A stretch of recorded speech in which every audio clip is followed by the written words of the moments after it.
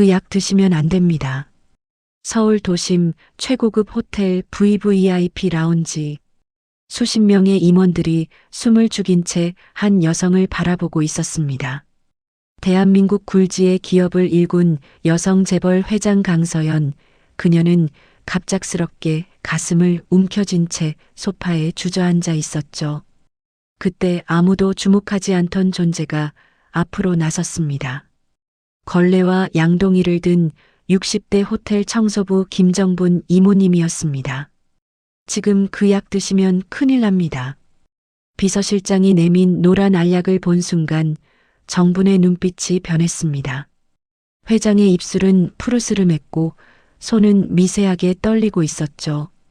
다음 순간 정부는 망설임 없이 양동이를 들어 올렸습니다. 차가운 물이 회장의 얼굴 위로 쏟아졌습니다. 정신 차리세요. 지금 눈 감으시면 못 돌아옵니다. VVIP 라운지가 얼어붙었습니다. 청소부 이모님이 재벌 여회장의 생사를 가른 순간 과연 무슨 일이 벌어진 걸까요? 지금부터 30년 배움을 멈추지 않은 한 사람의 용기가 거대한 음모를 무너뜨리는 이야기가 시작됩니다. 여러분의 따뜻한 구독과 좋아요를 기다립니다. 이 이야기는 서울의 한 고급 호텔에서 일어난 실화를 바탕으로 각색하였습니다. 서울 중구 을지로 한복판에 자리한 그랜드 팰리스 호텔.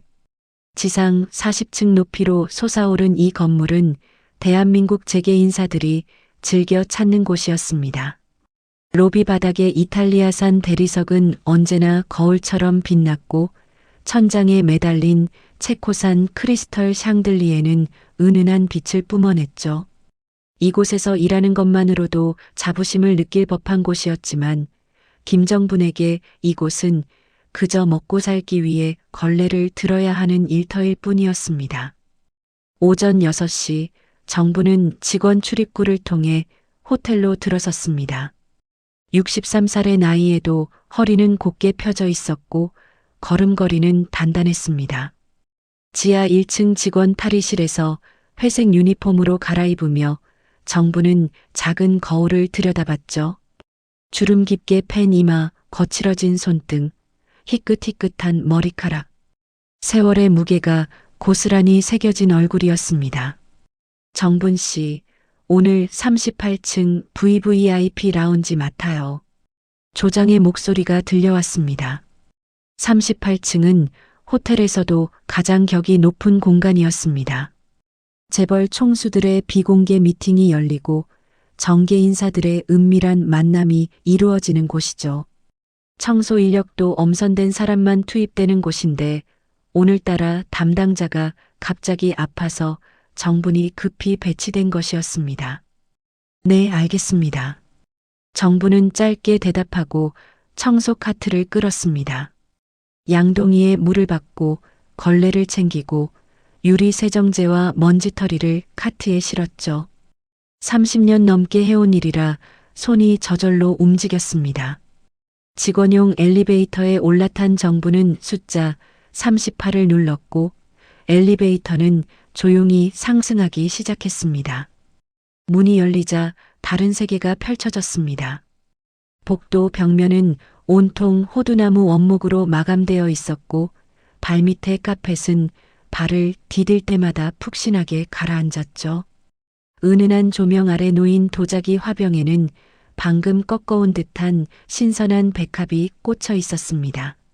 정부는 카트를 밀며 복도를 지나 VVIP 라운지 앞에 섰습니다. 유리문 너머로 이미 여러 사람이 모여 있는 게 보였습니다.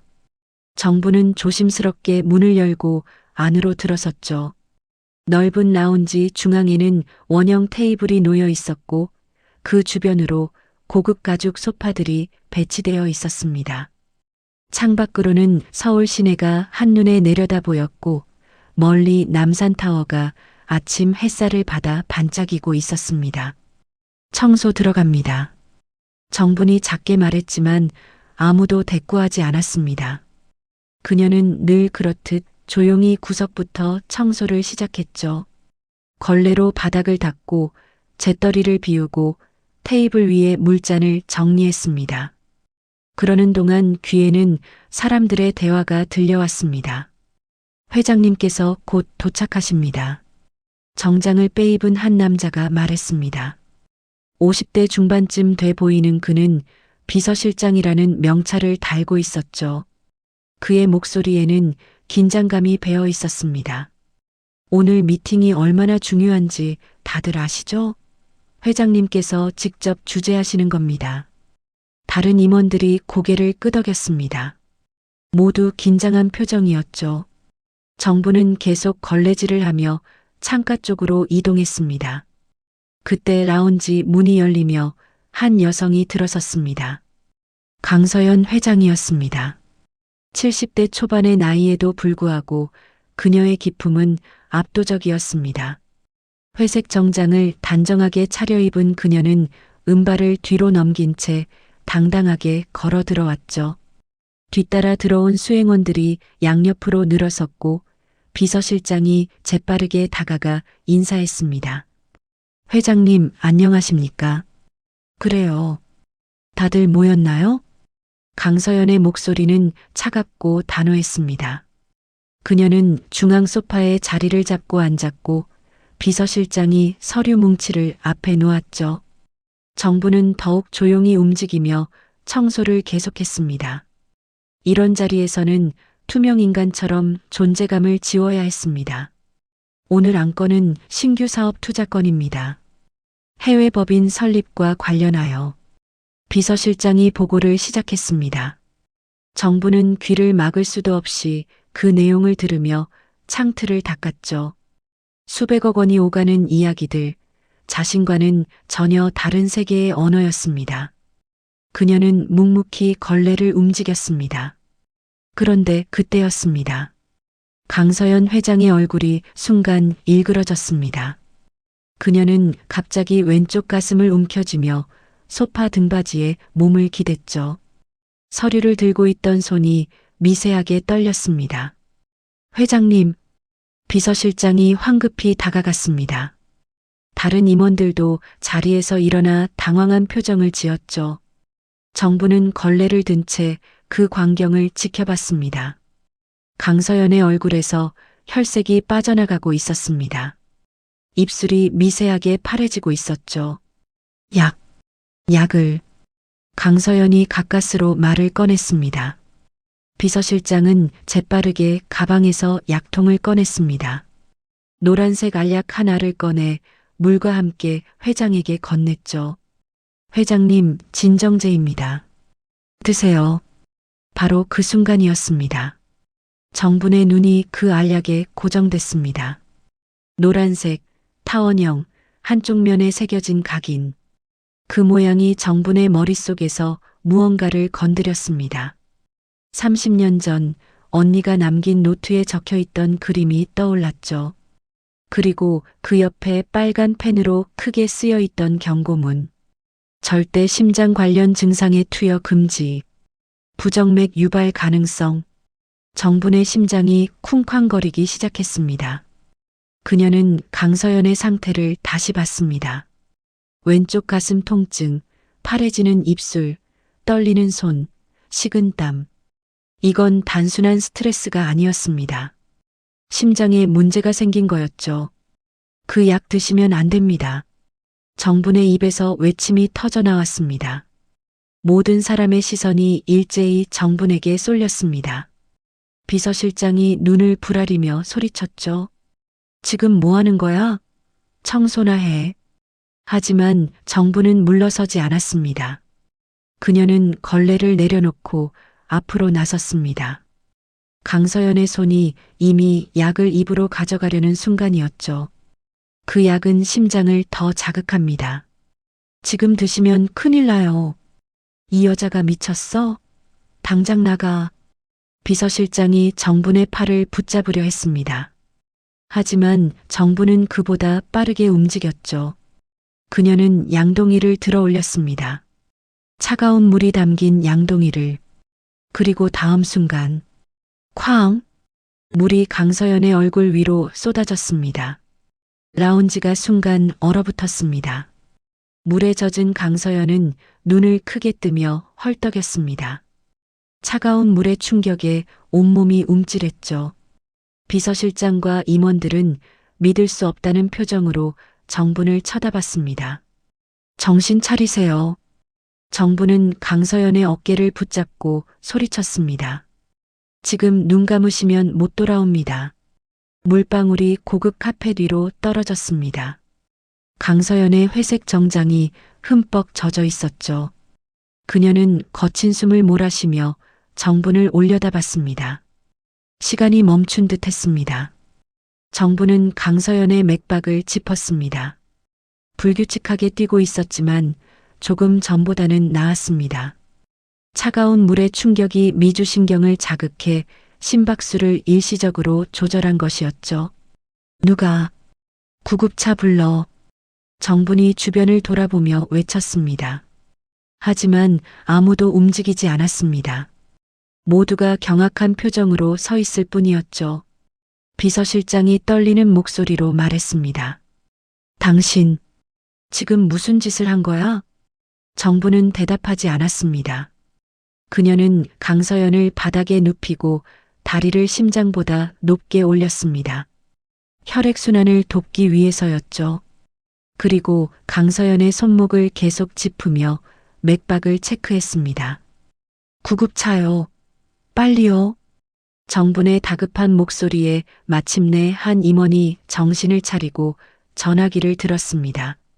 라운지는 여전히 혼란스러웠지만 정분의 손은 한치의 흔들림도 없이 강서연을 돌보고 있었습니다. 강서연은 가쁜 숨을 몰아쉬며 정분을 바라봤습니다. 물에 젖은 얼굴, 거친 손, 그리고 그 눈빛. 30년 넘게 청소부로 살아온 이 여자의 눈에서 강서연은 무언가 다른 것을 봤습니다. 확신이었습니다. 자신이 무엇을 하고 있는지 정확히 아는 사람의 눈빛이었죠. 밖에서 구급차 사이렌 소리가 들려왔습니다. 정부는 여전히 강서연의 손목을 잡고 있었습니다. 맥박이 조금씩 안정되어 가고 있었죠. 괜찮으실 겁니다. 정분이 작게 말했습니다. 조금만 버티세요. 강서연은 고개를 끄덕였습니다. 그녀의 손이 미세하게 정분의 손을 움켜쥐었죠. 물에 젖어 차가워진 두 손이 서로를 붙잡고 있었습니다. 구급대원들이 들이닥쳤습니다. 그들은 재빠르게 강서연을 들것에 옮기고 응급처치를 시작했죠. 정부는 한쪽으로 물러나 그 광경을 지켜봤습니다. 물에 젖은 걸레가 바닥에 널브러져 있었고 쏟아진 양동이에서 물이 계속 흘러나오고 있었습니다. 비서실장이 정분에게 다가왔습니다. 그의 얼굴은 분노로 일그러져 있었죠. 당신 각오해. 감히 회장님께 무슨 짓을 한 거야? 정부는 조용히 그를 올려다봤습니다. 생명을 구했습니다. 그녀의 목소리는 떨리지 않았습니다. 구급차가 출발했습니다. 라운지에 남은 사람들은 여전히 혼란스러워했죠. 정부는 바닥에 떨어진 노란 알약을 주워 들었습니다. 물에 젖어 반쯤 녹아버린 그 약을 손바닥 위에 올려놓고 가만히 들여다봤습니다. 언니의 목소리가 귓가에 들리는 것 같았습니다. 정부나, 이 약은 절대 심장 환자한테 쓰면 안 돼. 알았지? 30년 전 병원 복도에서 언니가 해준 말이었습니다. 그때는 무슨 말인지 잘 몰랐죠. 하지만 지금은 알았습니다. 이 약이 얼마나 위험한지를. 정부는 알약을 휴지에 싸서 유니폼 주머니에 넣었습니다. 그리고 다시 걸레를 들었습니다. 바닥에 엎질러진 물을 닦아야 했으니까요. 하지만 그녀의 손은 미세하게 떨리고 있었습니다. 방금 자신이 한 일의 무게가 이제야 실감나기 시작했습니다. 구급차가 떠난 지 10분쯤 지났을까요? 라운지는 여전히 어수선했습니다. 임원들은 수군거리며 상황을 정리하려 애쓰고 있었고 비서실장은 전화기를 귀에 붙인 채 병원과 통화 중이었죠. 정부는 묵묵히 바닥의 물기를 닦아내고 있었습니다. 예, 알겠습니다. 네, 지금 바로 가겠습니다. 비서실장이 통화를 끝내고 임원들을 향해 말했습니다. 회장님 상태가 안정됐다고 합니다. 병원으로 이동하겠습니다. 그의 시선이 정분에게로 향했습니다. 차갑고 날카로운 눈빛이었죠. 당신은 여기 그대로 있어. 경위서 작성해야 하니까. 정부는 고개를 끄덕이고 계속 걸레질을 했습니다. 임원들이 우르르 라운지를 빠져나갔고 곧 정분 혼자만 남게 됐습니다. 넓은 공간에 혼자 남겨지자 조용함이 뼛속까지 파고들었죠.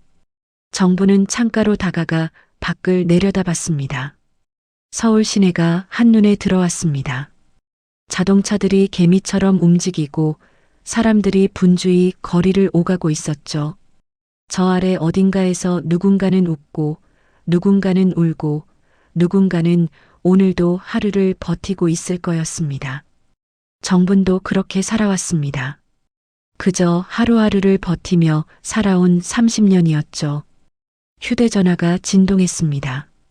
요양원에서 걸려온 전화였습니다. 정부는 서둘러 전화를 받았죠. 네, 김정분입니다. 어머님께서 오늘 컨디션이 안 좋으세요. 식사도 거의 안 하시고 간호사의 목소리가 들려왔습니다. 정분의 가슴이 철렁했습니다. 87세의 어머니는 치매 초기 진단을 받고 요양원에 계셨죠. 한 달에 150만 원씩 드는 요양비는 정분의 월급 대부분을 차지했습니다. 제가 퇴근하고 바로 갈게요. 혹시 열은 없으세요? 지금은 괜찮으신데 계속 지켜봐야 할 것 같습니다. 네, 감사합니다. 전화를 끊은 정부는 한숨을 내쉬었습니다. 어머니, 요양비, 생활비. 끝없이 이어지는 걱정들이 머릿속을 채웠죠. 그래도 일을 해야 했습니다. 멈출 수 없었습니다. 정부는 다시 청소 도구를 정리하기 시작했습니다. 바로 그때 라운지 문이 열렸습니다. 호텔 지배인과 인사팀 직원 2명이 들어왔죠. 지배인의 표정이 심각했습니다. 김정분 씨, 잠시 이야기 좀 합시다. 정부는 걸레를 내려놓고 그들 앞에 섰습니다. 지배인이 서류 몇 장을 꺼내 들었습니다. 오늘 일에 대해 경위를 파악해야겠습니다. 고객에게 물을 끼얹은 행위는 명백한 폭행입니다. 그분은 위험한 상태였습니다. 제가 조치하지 않았으면 그건 당신이 판단할 일이 아닙니다. 지배인이 말을 끊었습니다. 당신은 청소 담당 직원입니다. 의료 행위를 할 자격도 권한도 없어요. 지금 호텔 측에서는 회장님 측의 반응을 보고 있습니다. 만약 고소라도 들어오면 말을 잇지 못한 지배인의 침묵이 더 무서웠습니다. 정부는 입술을 깨물었습니다. 틀린 말이 아니었으니까요. 자신은 정식 의료인이 아니었습니다. 30년 전 간호조무사 과정을 수료했을 뿐 실제로 병원에서 일한 적은 없었죠. 일단 오늘은 퇴근하세요. 추후 조치는 본사와 논의 후 통보하겠습니다. 네. 정부는 고개를 숙였습니다. 그녀는 청소 도구를 카트에 실고 라운지를 나섰죠. 엘리베이터를 타고 내려가는 동안 정분의 머릿속은 복잡했습니다. 내가 잘못한 걸까? 하지만 곧 고개를 저었습니다. 그 상황에서 다른 선택은 없었습니다. 강서연 회장의 증상은 명백히 심장 관련 문제였고 그 약은 절대 투여해서는 안 되는 것이었죠. 지하 탈의실로 돌아온 정부는 유니폼을 벗고 사복으로 갈아입었습니다. 그때 주머니에서 휴지에 싼 노란 알약이 나왔습니다. 정부는 그것을 가만히 들여다봤습니다. 왜 하필 이 약이었을까? 의문이 들었습니다. 비서실장은 분명 진정제라고 했습니다. 하지만 이 약은 진정제가 아니었죠. 오히려 심장을 자극하는 약이었습니다. 실수였을까요? 아니면 정부는 알약을 다시 주머니에 넣고 탈의실을 나섰습니다. 호텔을 빠져나와 지하철역으로 향했죠. 오후 2시, 거리는 점심시간을 지나 한적했습니다. 지하철을 타고 새 정거장을 지나 내린 곳은 노원구였습니다. 작은 주택가 골목을 걸어 들어가자 낡은 2층짜리 빌라가 나타났습니다. 정부는 1층 끝방 문을 열고 들어갔죠. 15평 남짓한 좁은 원룸이었습니다. 부엌과 거실이 하나로 붙어 있었고 작은 침대 하나와 옷장, 낡은 책장이 전부였습니다. 정부는 가방을 내려놓고 책장 앞에 섰습니다. 책장 맨 아래 칸에는 두꺼운 공책 한 권이 놓여 있었습니다. 표지가 낡아 누렇게 변한 그 공책을 정부는 조심스럽게 꺼냈죠. 언니의 노트였습니다. 정분에게는 5살 위의 언니가 있었습니다. 김정희 서울대학교 간호학과를 졸업하고 대학병원 응급실에서 일하던 촉망받는 간호사였죠. 어릴 적부터 똑똑하고 책임감 강했던 언니는 정분의 자랑이자 목표였습니다. 정분도 언니를 따라 간호사가 되고 싶었습니다. 하지만 가난이 그걸 허락하지 않았죠. 고등학교를 졸업하고 정부는 공장에 취직해야 했습니다. 그래도 언니가 밤마다 공부를 가르쳐줬고 정부는 틈틈이 간호조무사 과정을 수료했습니다.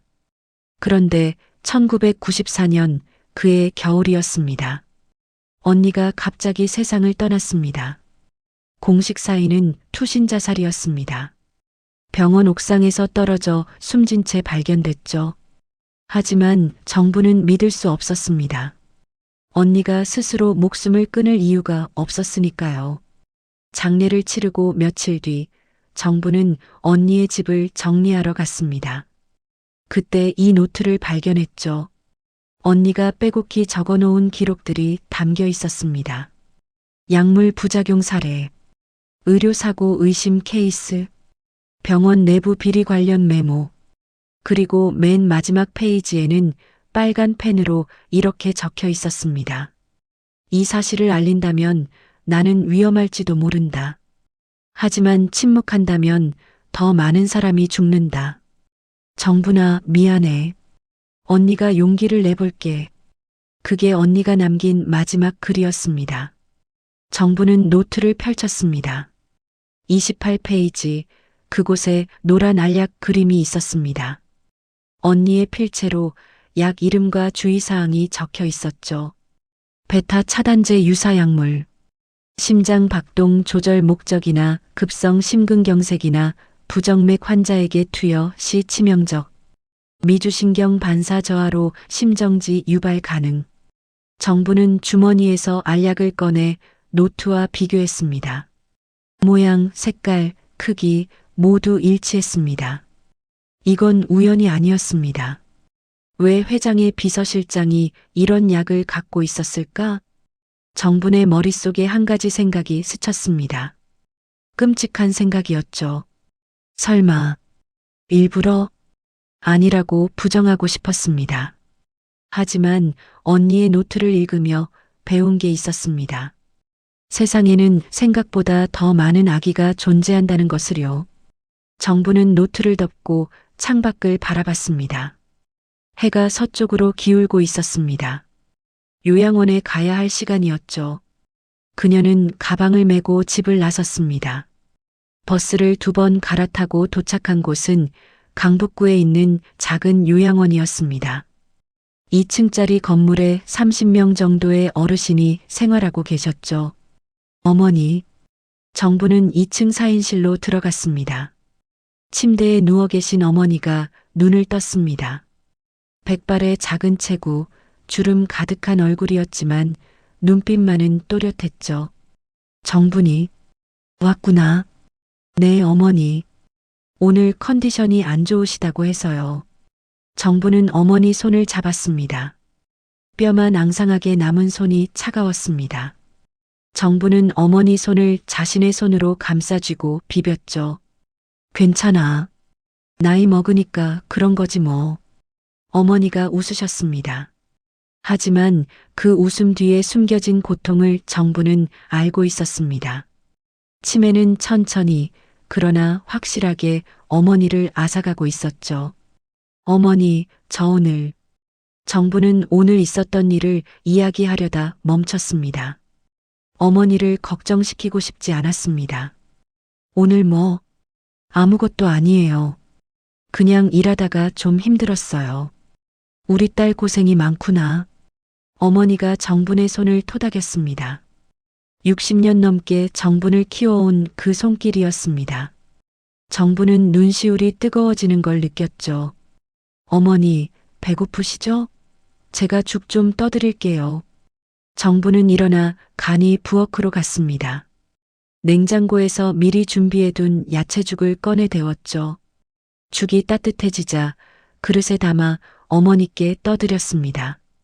천천히 드세요. 한 숟가락, 두 숟가락, 정부는 정성스럽게 어머니께 죽을 떠드렸습니다. 어머니는 힘겹게 삼키며 드셨죠. 절반쯤 먹었을 때 어머니가 말씀하셨습니다. 정희가 보고 싶구나. 정분의 손이 멈췄습니다. 언니 이름이었습니다. 정희는 하늘나라에 계세요, 어머니. 알아. 그래도 보고 싶어. 어머니의 눈에 눈물이 맺혔습니다. 치매로 많은 기억이 사라졌지만 딸을 잃은 슬픔만은 여전히 선명했습니다. 정분도 눈물이 났습니다. 하지만 참았습니다. 울면 안 됐습니다. 자신까지 무너지면 어머니를 돌볼 사람이 없었으니까요. 어머니, 조금만 더 드세요. 죽그릇이 비워질 때까지 정부는 묵묵히 떠드렸습니다. 그리고 어머니를 눕히고 이불을 덮어드렸죠. 푹 주무세요. 내일 또 올게요. 그래. 고맙다, 우리 딸. 정부는 어머니 이마에 손을 얹고 쓰다듬었습니다. 곧 어머니의 숨소리가 고르게 들려왔습니다. 잠드신 거였죠. 요양원을 나선 정부는 버스 정류장에 섰습니다. 어둠이 내리고 있었습니다. 가로등이 하나둘 켜지기 시작했죠. 휴대전화가 다시 울렸습니다. 이번엔 모르는 번호였습니다. 정부는 조심스럽게 전화를 받았습니다. 여보세요? 김정분 씨 맞으십니까? 낯선 남자 목소리였습니다. 네, 그런데요. 저는 강서연 회장 비서실에서 일하는 사람입니다. 회장님께서 내일 오전 10시에 병원으로 와달라고 하십니다. 정분의 심장이 쿵 내려앉았습니다. 저를요? 네. 주소는 문자로 보내드리겠습니다. 꼭 오셔야 합니다. 전화가 끊겼습니다. 곧 문자가 도착했습니다. 서울 강남구 소재 대학병원 주소와 병실 번호가 적혀 있었죠.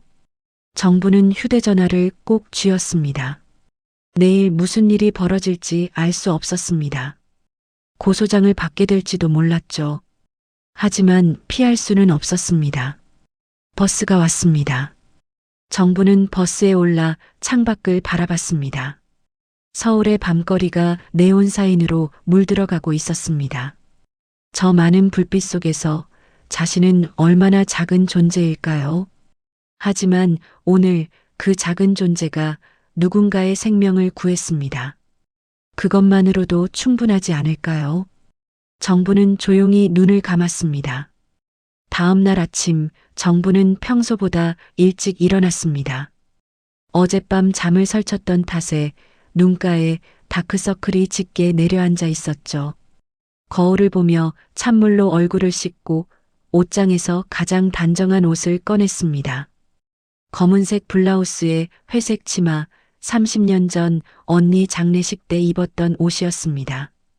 오전 9시 정부는 집을 나섰습니다. 지하철을 타고 강남역에서 내려 버스로 갈아탔죠.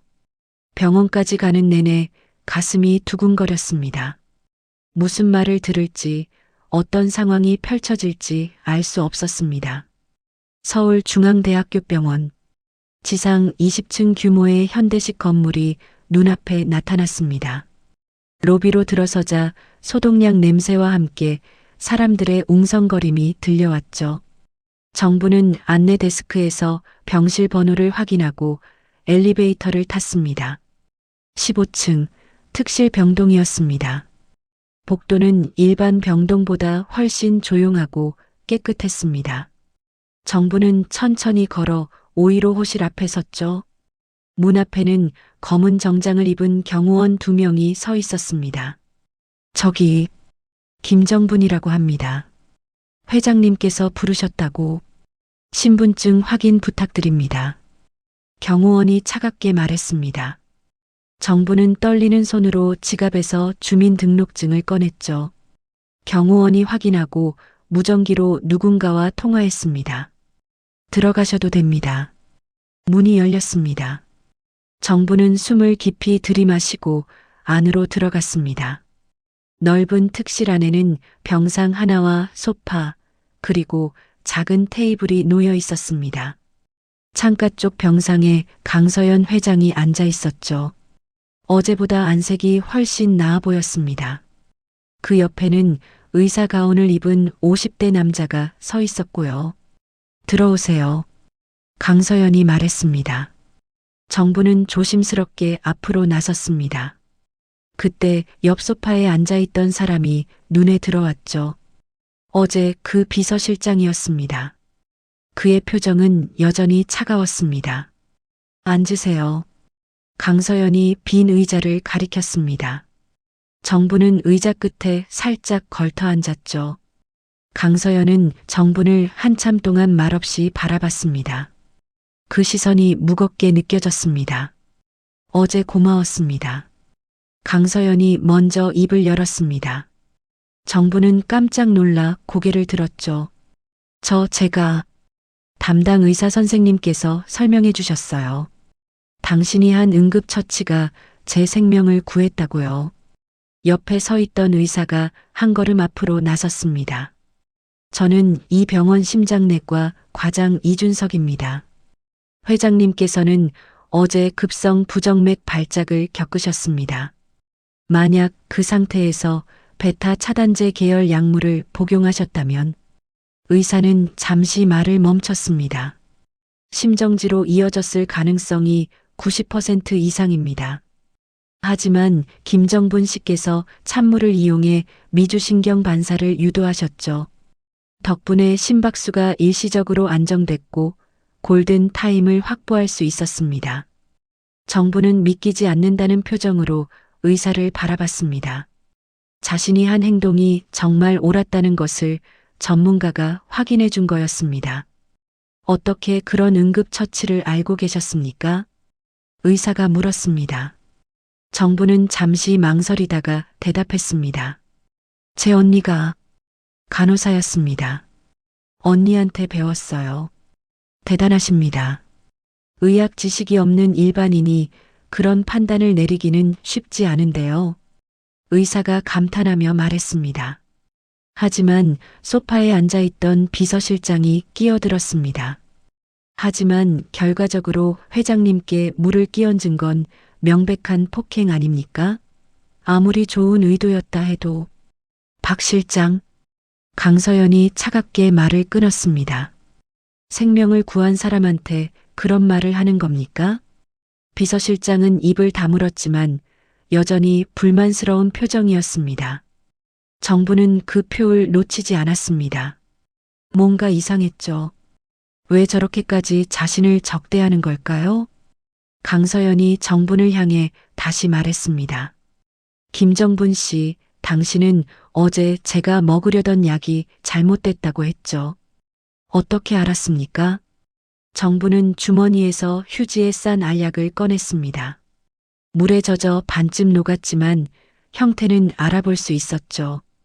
이 약은 베타 차단제 계열입니다. 심장 박동을 조절하는 약이지만 급성 심장 질환이 있는 분한테는 독이 됩니다. 의사가 알약을 받아 자세히 살펴봤습니다. 그의 얼굴이 굳어졌죠.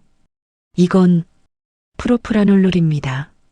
혈압약으로 쓰이긴 하지만 급성 상황에서는 절대 투여하면 안 되는 약입니다. 의사의 시선이 비서실장에게로 향했습니다. 박 실장님, 이 약을 어디서 구하셨습니까? 그건 회장님께서 평소 복용하시던 약입니다. 가방에 항상 넣어두시라고 하셔서 비서실장이 당황한 듯 말했습니다. 하지만 강서연이 고개를 저었습니다. 아닙니다. 제가 먹는 약은 따로 있어요. 이런 약은 처방받은 적이 없습니다. 순간 실내가 조용해졌습니다. 무거운 침묵이 흘렀죠. 비서실장의 얼굴이 하얗게 질렸습니다. 그럼 제가 잘못 챙긴 겁니까? 죄송합니다, 회장님. 제가 실수치고는 너무 치명적이네요. 강서연의 목소리가 차갑게 식었습니다.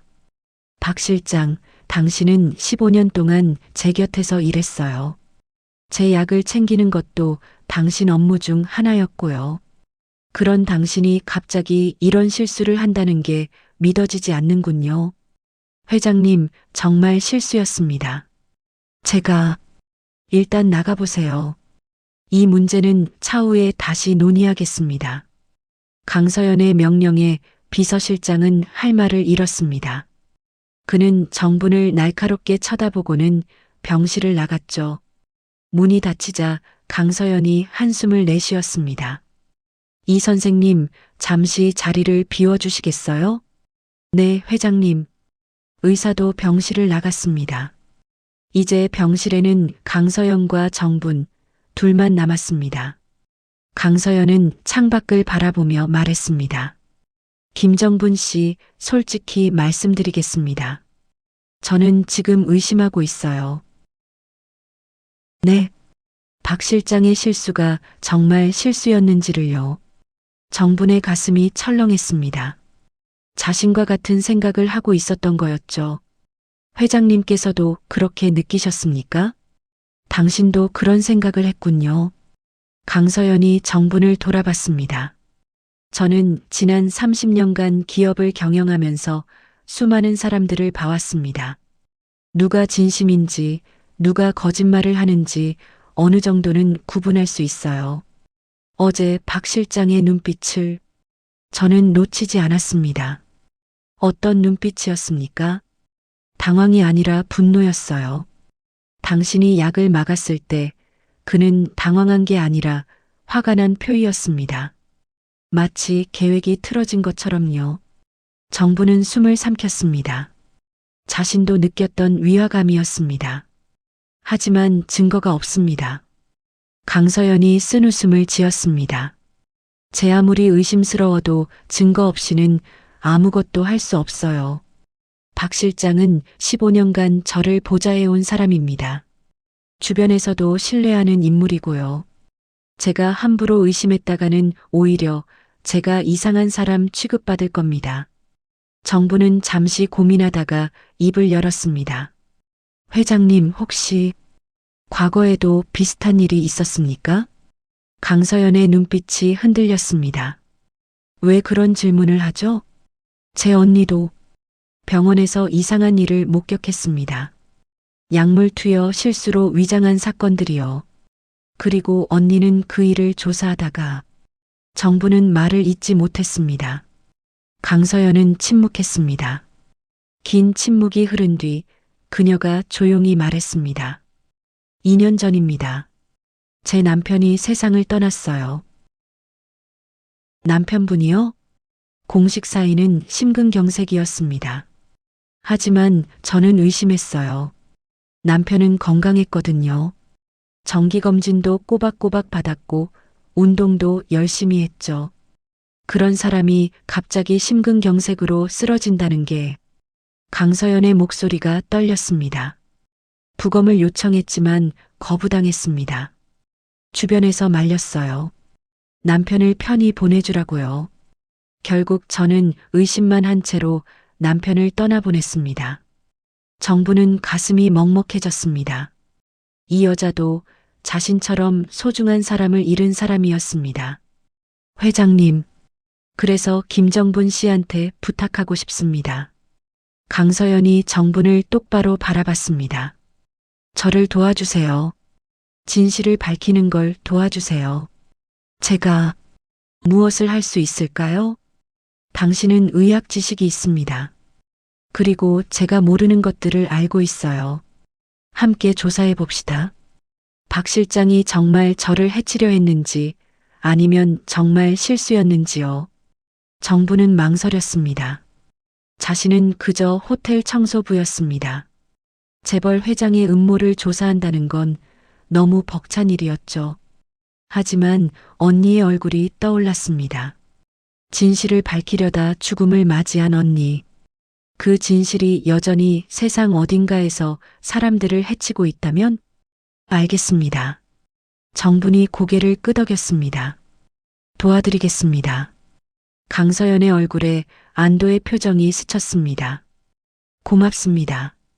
일단 당신이 호텔에서 해고되지 않도록 조치하겠습니다. 그리고 강서연은 서랍에서 명함 한 장을 꺼냈습니다. 이 번호로 연락하세요. 제 개인 번호입니다. 무슨 일이 있으면 언제든 연락 주세요. 정부는 명함을 받아들었습니다. 두툼한 종이에 금박으로 새겨진 이름 강서연.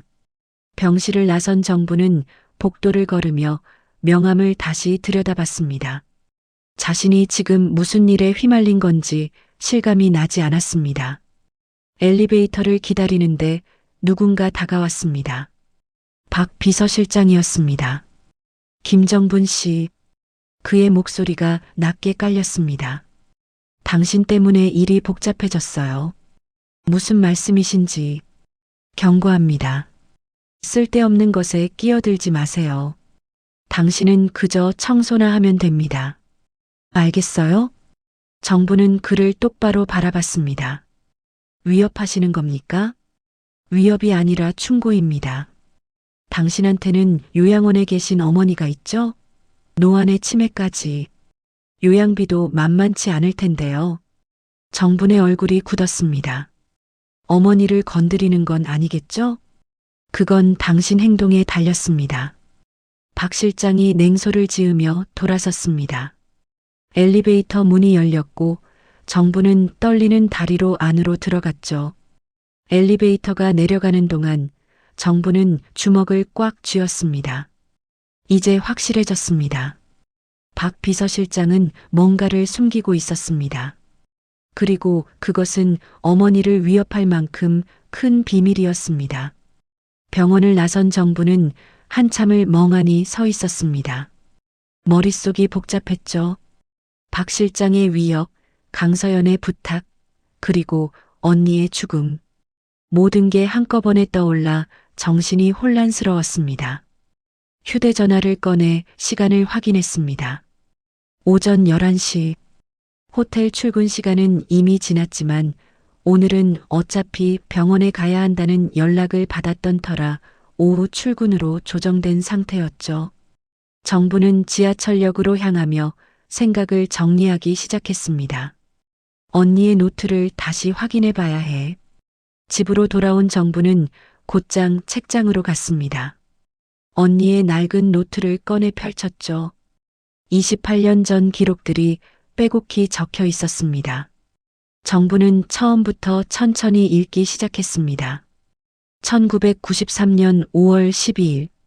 환자 김모 씨 48세. 수술 후 회복 중 갑작스러운 심정지. 공식 기록은 합병증이지만 투여된 약물 목록에 의문점 발견. 1993년 7월 23일. 환자 이모 씨 56세. 고혈압 치료 중 급성 심근경색. 하지만 직전 투여 약물이 베타 차단제 계열. 고혈압 환자에게 왜? 1993년 9월 5일. 환자 박모 씨 62세. 부정맥 진단 후 이틀 만에 사망. 투여 약물 재확인 필요. 기록은 계속 이어졌습니다.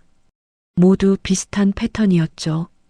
심장 관련 질환으로 입원한 환자들이 갑작스럽게 사망하고 그 직전에 의심스러운 약물이 투여됐다는 내용이었습니다. 정부는 노트 뒷부분으로 넘어갔습니다. 1994년 11월 언니가 세상을 떠나기 한 달 전 기록이었습니다. 더 이상 침묵할 수 없다. 이건 단순한 의료사고가 아니다. 누군가 의도적으로 환자들을 죽이고 있다. 약물 구매 기록을 추적해보니 특정 제약회사와의 연결고리가 보인다. 그리고 그 뒤에는 문장이 거기서 끊겨 있었습니다. 언니는 무엇을 발견한 걸까요? 그 뒤에 누가 있었던 걸까요? 정부는 노트 마지막 장을 펼쳤습니다.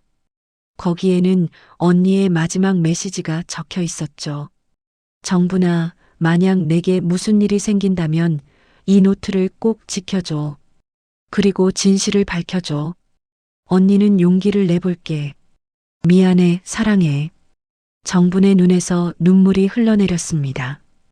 28년 동안 품어온 슬픔과 분노가 한꺼번에 밀려왔죠. 그녀는 노트를 가슴에 꼭 안았습니다. 언니, 이제 알았어요. 언니가 왜 그랬는지. 정부는 눈물을 닦고 노트 사이에 끼워져 있던 작은 메모지를 발견했습니다. 거기에는 전화번호 하나가 적혀 있었죠. 그리고 그 옆에 작은 글씨로 이렇게 적혀 있었습니다. 혹시 모를 때를 대비해. 믿을 수 있는 사람. 정부는 메모지를 들여다봤습니다. 28년 전 전화번호였습니다. 아직 유효할까요? 망설이다가 정부는 휴대전화를 들었습니다. 번호를 눌렀죠. 신호음이 길게 울렸습니다. 한참을 기다렸을 때 누군가 전화를 받았습니다. 여보세요? 나이 든 남자의 목소리였습니다. 저, 혹시 김정혜 씨를 아십니까? 정혜? 김정희 간호사 말씀이십니까? 남자의 목소리에 긴장감이 실렸습니다. 네. 저는 정희 동생 김정분입니다. 정분 씨, 정희가 말했던 그 동생, 어떻게 이 번호를, 언니 노트에 적혀 있었습니다. 선생님은 누구십니까? 잠시 침묵이 흘렀습니다. 그리고 남자가 조심스럽게 말했습니다. 저는 최영수라고 합니다. 28년 전 정희와 함께 그 병원에서 일했던 약사였습니다. 정분의 심장이 빨리 뛰기 시작했습니다. 선생님께서 언니를 도와주셨습니까? 네. 정희는 약물 투여 기록의 이상함을 제게 가져왔습니다. 저는 약사로서 그 기록들을 분석했죠. 그리고 우리는 끔찍한 진실을 발견했습니다. 무엇을 발견하셨습니까? 직접 만나서 이야기하는 게 좋겠습니다. 전화로는 위험해요. 오늘 오후 3시 종로구 탑골공원 근처 다방 예터에서 만날 수 있겠습니까? 네, 가겠습니다. 조심해서 오세요. 그리고 혹시 누가 따라오는지 확인하세요. 전화가 끊겼습니다. 정부는 휴대전화를 내려놓고 창밖을 바라봤습니다. 28년 전의 진실이 지금 자신 앞에 펼쳐지려 하고 있었습니다. 오후 2시 30분 정부는 집을 나섰습니다. 지하철을 타고 종각역에서 내렸죠. 탑골공원 주변은 여전히 어르신들로 붐볐습니다. 정부는 주변을 살피며 골목길로 들어섰습니다. 예터라는 간판이 달린 낡은 다방이 보였습니다. 2층짜리 건물의 1층에 자리한 작은 가게였죠. 정부는 문을 열고 들어갔습니다. 실내는 어두웠습니다. 낡은 테이블 몇 개와 의자들이 놓여 있었고 구석 자리에 70대쯤 돼 보이는 남자가 앉아 있었습니다. 흰머리에 안경을 쓴 그는 정분을 보자 손을 들어 보였죠. 정분 씨입니까? 네. 최영수 선생님이시죠? 정분이 자리에 앉자 남자는 조심스럽게 주변을 살폈습니다. 그리고 작은 목소리로 말했습니다. 정희를 닮으셨군요. 눈빛이 똑같습니다. 선생님, 언니에게 무슨 일이 있었던 겁니까? 최영수는 한숨을 내쉬었습니다. 정희는 용감한 사람이었습니다. 아니, 너무 용감했던 게 문제였죠. 그는 가방에서 낡은 서류 봉투를 꺼냈습니다. 28년 전 정희와 저는 병원 내에서 일어나는 이상한 죽음들을 조사했습니다. 처음에는 단순한 의료사고라고 생각했죠. 하지만 패턴이 보이기 시작했습니다. 어떤 패턴이었습니까? 모두 재산이 많은 환자들이었습니다. 그리고 그들에게는 공통점이 하나 더 있었죠. 모두 특정 제약회사의 약을 복용하고 있었습니다. 최영수가 서류를 펼쳤습니다. 오래된 약물 구매 기록과 환자 명단이 적혀 있었죠. 이 제약회사는 겉으로는 정상적인 회사였습니다. 하지만 뒤에서는 부유한 환자들을 대상으로 보험금 사기를 벌이고 있었어요. 환자를 죽이고 보험금을 나눠 가지는 구조였죠. 정부는 숨이 막혔습니다. 그리고 병원 내부에도 공모자가 있었습니다. 의사, 간호사, 약사, 여러 사람이 연루되어 있었어요. 정의는 그 증거를 모았습니다. 그리고 고발하려 했죠. 하지만 언니는 죽임을 당했습니다. 최영수의 목소리가 떨렸습니다. 투신 자살로 위장됐지만 저는 압니다. 정의는 절대 스스로 목숨을 끊을 사람이 아니었어요. 누군가 그녀를 죽였습니다. 정분의 손이 떨렸습니다. 28년 동안 의심만 해왔던 것이 사실이었습니다. 왜 선생님은 고발하지 않으셨습니까? 했습니다. 경찰에 신고했고 언론에도 제보했죠. 하지만 모두 묵살됐습니다. 그들의 힘이 너무 컸어요. 제약회사 뒤에는 더 큰 세력이 있었습니다. 결국 저는 병원을 떠나야 했고 이후로는 조용히 살았습니다. 최영수가 정분의 손을 잡았습니다. 그런데 왜 갑자기 연락하신 겁니까? 무슨 일이 있습니까? 정부는 지난 이틀간 있었던 일을 이야기했습니다. 강서연 회장의 급성 부정맥, 의심스러운 약, 박 비서실장의 위협까지 모두요. 최영수의 얼굴이 점점 굳어졌습니다. 똑같습니다. 28년 전 그 수법과 똑같아요. 그럼 아직도 그들이 활동하고 있다는 말씀입니까? 그럴 가능성이 큽니다. 제약회사는 20년 전에 문을 닫았지만 그 뒤에 있던 사람들은 처벌받지 않았어요. 아마 다른 방식으로 계속 범죄를 저지르고 있을 겁니다. 최영수는 서류 봉투를 정분에게 건넸습니다. 이건 제가 28년 동안 보관해온 증거들입니다. 당시 환자 명단, 약물 기록, 그리고 제약회사와의 거래 내역이요. 정의가 모은 것과 제가 추가로 조사한 것들입니다. 이걸 왜 제게 주시는 겁니까? 정의가 못다한 일을 끝내주세요. 그녀는 진실을 밝히려다 죽었습니다. 하지만 당신은 아직 살아있어요. 그리고 이제는 강력한 동지도 생겼습니다. 강서연 회장 말입니다. 정부는 서류 봉투를 받아들었습니다.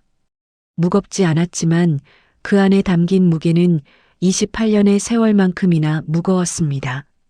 조심하세요, 정분 씨. 그들은 위험합니다. 정의처럼 당하지 마세요. 선생님께서도 위험하실 텐데. 저는 이제 늙었습니다. 남은 게 별로 없어요. 하지만 당신은 다릅니다. 어머니도 계시고 앞으로 살아갈 날도 많습니다. 꼭 조심하세요. 다방을 나선 정부는 서류 봉투를 가방 깊숙이 넣었습니다. 그리고 주변을 살폈죠. 누가 따라오는 것 같지는 않았습니다. 집으로 돌아온 정부는 서류들을 하나하나 펼쳐봤습니다. 환자 명단, 사망 날짜, 투여 약물, 보험금 수령자, 모든 것이 세밀하게 기록되어 있었습니다. 그리고 마지막 페이지에는 제약회사 대표의 이름이 적혀 있었죠. 박준혁? 정부는 그 이름을 보는 순간 온몸이 얼어붙었습니다. 박준혁? 박 비서실장의 성과 같았습니다. 혹시? 정부는 서둘러 휴대전화를 꺼내 인터넷 검색을 했습니다. 박준혁 제약회사를 입력했죠. 검색 결과가 나왔습니다. 1996년 대광제약 대표 박준혁 횡령 혐의로 구속.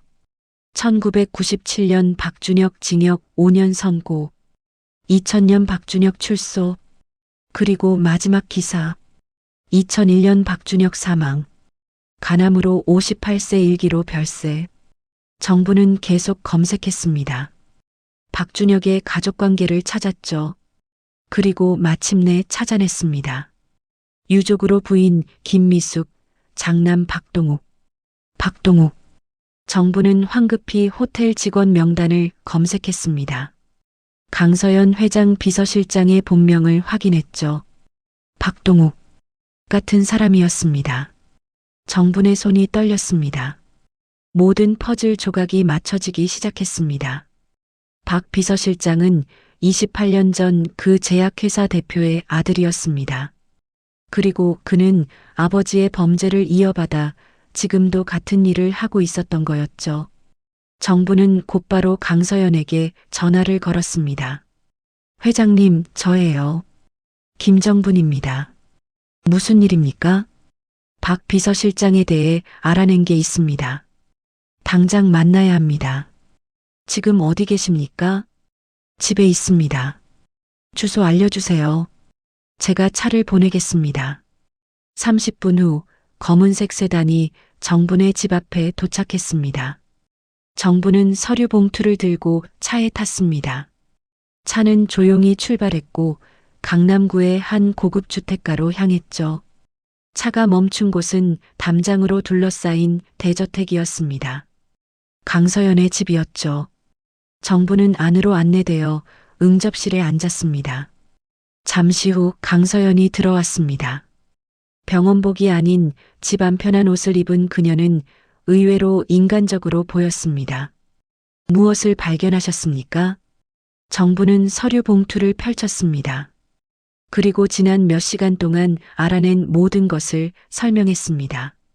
28년 전의 사건, 박준혁과 제약회사, 언니의 죽음, 그리고 박 비서실장의 정체까지. 강서연의 얼굴이 점점 창백해졌습니다. 그럼 박 실장이 제 남편을 죽였다는 말입니까? 가능성이 큽니다. 같은 수법이니까요. 강서연은 의자에 주저앉았습니다. 충격이 컸던 것 같았죠. 제 남편은 회사 경영권을 물려받기 직전이었습니다. 만약 남편이 살아있었다면 박 실장은 비서실장 자리를 잃었을 거예요. 새로운 경영진이 들어오면서 인사 개편이 예정되어 있었거든요. 동기가 있었던 거군요. 그리고 남편이 죽은 후 제가 회장 자리를 이어받았습니다. 박 실장은 그대로 비서실장으로 남았고요. 어쩌면 저도 제거 대상이었을지 모릅니다. 정부는 고개를 끄덕였습니다. 하지만 아직 확실한 증거가 없습니다. 28년 전 자료만으로는 지금의 범죄를 입증할 수 없어요. 그럼 어떻게 해야 합니까? 함정을 놔야 합니다. 정분이 조용히 말했습니다. 박 실장이 다시 움직이게 만들어야 해요. 그리고 그 현장을 잡는 겁니다. 강서연이 정분을 바라봤습니다. 그 눈에는 결의가 담겨 있었죠. 위험하지 않겠습니까? 위험합니다. 하지만 다른 방법이 없습니다. 두 여자는 서로를 바라봤습니다. 70대 재벌 회장과 60대 청소부. 전혀 어울리지 않는 조합이었지만 지금 이 순간만큼은 같은 목표를 향해 나아가는 동지였습니다. 좋습니다.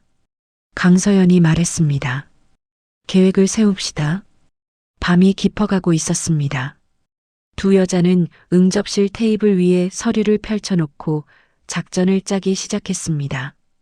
28년 전의 진실을 밝히고 언니의 원한을 풀고 더 이상의 희생자가 나오지 않도록. 정부는 창밖 어둠을 바라봤습니다.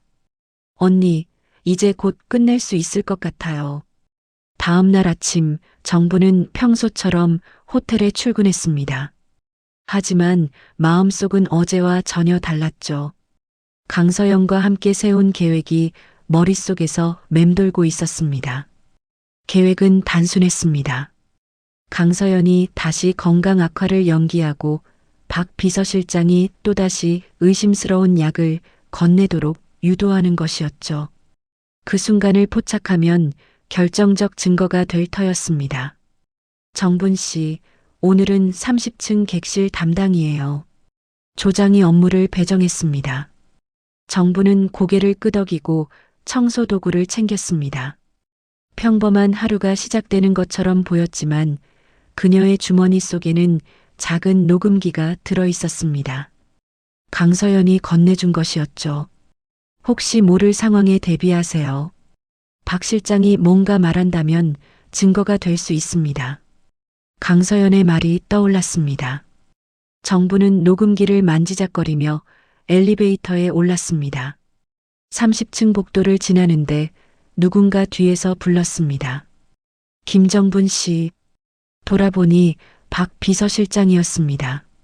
정분의 심장이 쿵 내려앉았죠. 무슨 일이십니까?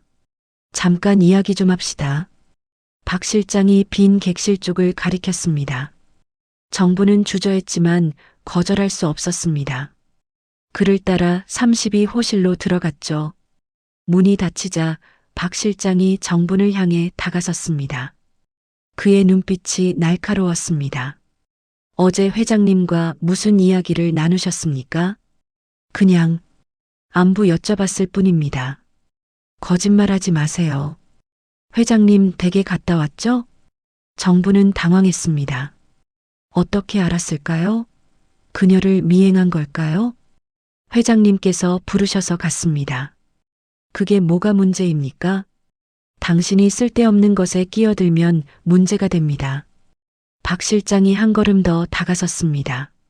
정부는 뒤로 물러섰지만 곧 벽에 가로막혔습니다. 경고했잖습니까? 조용히 지내라고요. 위협하시는 겁니까? 위협이 아니라 마지막 기회를 주는 겁니다. 박 실장이 정분의 어깨를 붙잡았습니다. 힘이 세게 들어갔죠. 정부는 아픔을 참으며 그를 똑바로 바라봤습니다. 놓으세요. 당신 어머니 말입니다. 치매시라면서요? 요양원 비용도 만만치 않을 텐데. 만약 그 비용을 감당 못하게 되면 어떻게 하시겠습니까? 정분의 얼굴이 굳었습니다. 어머니한테 손대지 마세요. 그건 당신 행동에 달렸습니다. 회장님께 더 이상 이상한 말 하지 마세요. 그리고 지난 일은 모두 잊으세요.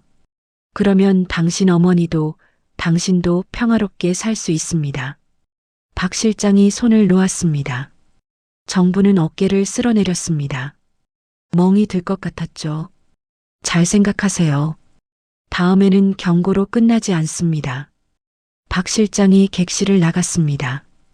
혼자 남은 정부는 주저앉았습니다. 다리에 힘이 풀렸습니다. 손이 떨렸죠. 하지만 곧 정신을 차렸습니다. 주머니에서 녹음기를 꺼냈습니다. 빨간 불이 켜져 있었습니다. 녹음이 되고 있었던 거였죠. 정부는 재생 버튼을 눌렀습니다. 방금 전 대화가 선명하게 들려왔습니다. 당신 어머니 말입니다. 치매시라면서요? 그건 당신 행동에 달렸습니다. 완벽했습니다. 명백한 협박의 증거였죠. 정부는 녹음기를 꼭 쥐었습니다. 이제 한 발짝 더 나아갔어. 점심시간이 되자 정부는 직원 식당으로 가지 않고 호텔 밖으로 나왔습니다. 근처 공중전화 부스로 가서 강서연에게 전화를 걸었죠. 호텔 내부에서는 도청될 위험이 있었으니까요. 회장님, 저예요. 무슨 일입니까? 박 실장이 저를 협박했습니다. 녹음했어요. 잘하셨습니다. 그거면 협박죄로 고소할 수 있습니다. 하지만 그것만으로는 부족합니다. 살인 미수나 과거 범죄는 입증할 수 없어요. 알고 있습니다. 그래서 오늘 밤 계획을 실행하려고 합니다. 정분의 가슴이 두근거렸습니다. 준비됐습니까? 네. 오늘 밤 9시 제 집으로 오세요. 박 실장도 부를 겁니다. 위험하지 않겠습니까? 위험하지만 해야 합니다. 더 이상 기다릴 수 없어요. 전화가 끊겼습니다. 정부는 공중전화 부스를 나와 하늘을 올려다봤습니다. 구름이 잔뜩 낀 흐린 날씨였습니다. 비가 올 것 같았죠. 오후 근무를 마치고 정부는 집으로 돌아왔습니다. 샤워를 하고 깨끗한 옷으로 갈아입었습니다. 그리고 언니의 노트를 가방에 넣었죠. 오늘 밤 모든 것이 결정될 것이었습니다. 오후 8시 정부는 집을 나섰습니다. 지하철을 타고 강남으로 향했습니다. 밖에는 예상대로 비가 내리기 시작했죠. 우산을 펼치고 걸으며 정부는 마음을 가다듬었습니다. 언니, 오늘 끝낼게요. 언니가 밝히려 했던 진실을 제가 끝내겠습니다. 강서연의 집에 도착한 건 8시 40분이었습니다. 현관 앞에서 인터폰을 눌렀고 곧 문이 열렸습니다. 집사가 정분을 안내했죠. 응접실에는 이미 강서연이 앉아 있었습니다. 그녀 옆에는 이준석 의사도 함께 있었습니다. 오셨습니까? 네. 의사 선생님은 왜? 오늘 일에 도움을 주시기로 했습니다. 의학적 증언이 필요할 테니까요. 정부는 고개를 끄덕이고 자리에 앉았습니다. 강서연이 시계를 확인했습니다. 곧 9시입니다. 박 실장한테 전화했어요. 긴급하게 의논할 일이 있다고요. 믿을까요? 믿을 겁니다. 제가 건강이 또 안 좋아졌다고 했거든요. 약을 가져오라고도 했고요. 정부는 숨을 깊이 들이마셨습니다. 드디어 시작되는 거였습니다. 9시 정각 초인종이 울렸습니다. 집사가 문을 열고 박 비서실장을 안내했습니다. 그는 서류 가방을 들고 들어왔죠. 회장님, 무슨 일이십니까? 급하게 부르셔서. 박 실장의 말이 멈췄습니다. 응접실에 정분과 이 의사가 있는 걸 본 거였죠. 그의 얼굴이 굳었습니다. 앉으세요, 박 실장. 강서연의 목소리가 차가웠습니다. 박 실장은 어색하게 소파에 앉았습니다. 이게 무슨 상황입니까? 묻고 싶은 게 있어서 불렀습니다. 강서연이 테이블 위에 서류를 펼쳤습니다. 28년 전 제약회사 자료들이었죠. 이 서류를 보셨습니까? 박 실장의 얼굴이 하얗게 질렸습니다. 이게 어디서 났습니까? 대답하세요. 당신 아버지 박준혁에 대해 아는 게 있습니까? 침묵이 흘렀습니다. 박 실장은 서류를 내려다보며 입술을 깨물었습니다. 제 아버지는 23년 전에 돌아가셨습니다. 그게 이 자리와 무슨 상관입니까? 당신 아버지는 제약회사를 운영하며 환자들을 죽이는 일에 가담했습니다. 그리고 당신은 그 일을 이어받았죠. 무슨 헛소리를. 헛소리가 아닙니다. 정분이 끼어들었습니다. 제 언니 김정희를 기억하십니까? 28년 전 대학병원 간호사였던 사람 말입니다. 박 실장의 눈빛이 흔들렸습니다. 모르는 사람입니다. 거짓말입니다. 언니는 당신 아버지의 범죄를 조사하다가 죽임을 당했어요. 그리고 당신은 아버지가 하던 일을 계속하고 있습니다. 정분이 녹음기를 꺼냈습니다. 오늘 낮에 당신이 제게 한 말 다 녹음했습니다. 협박죄로 고소할 수 있어요.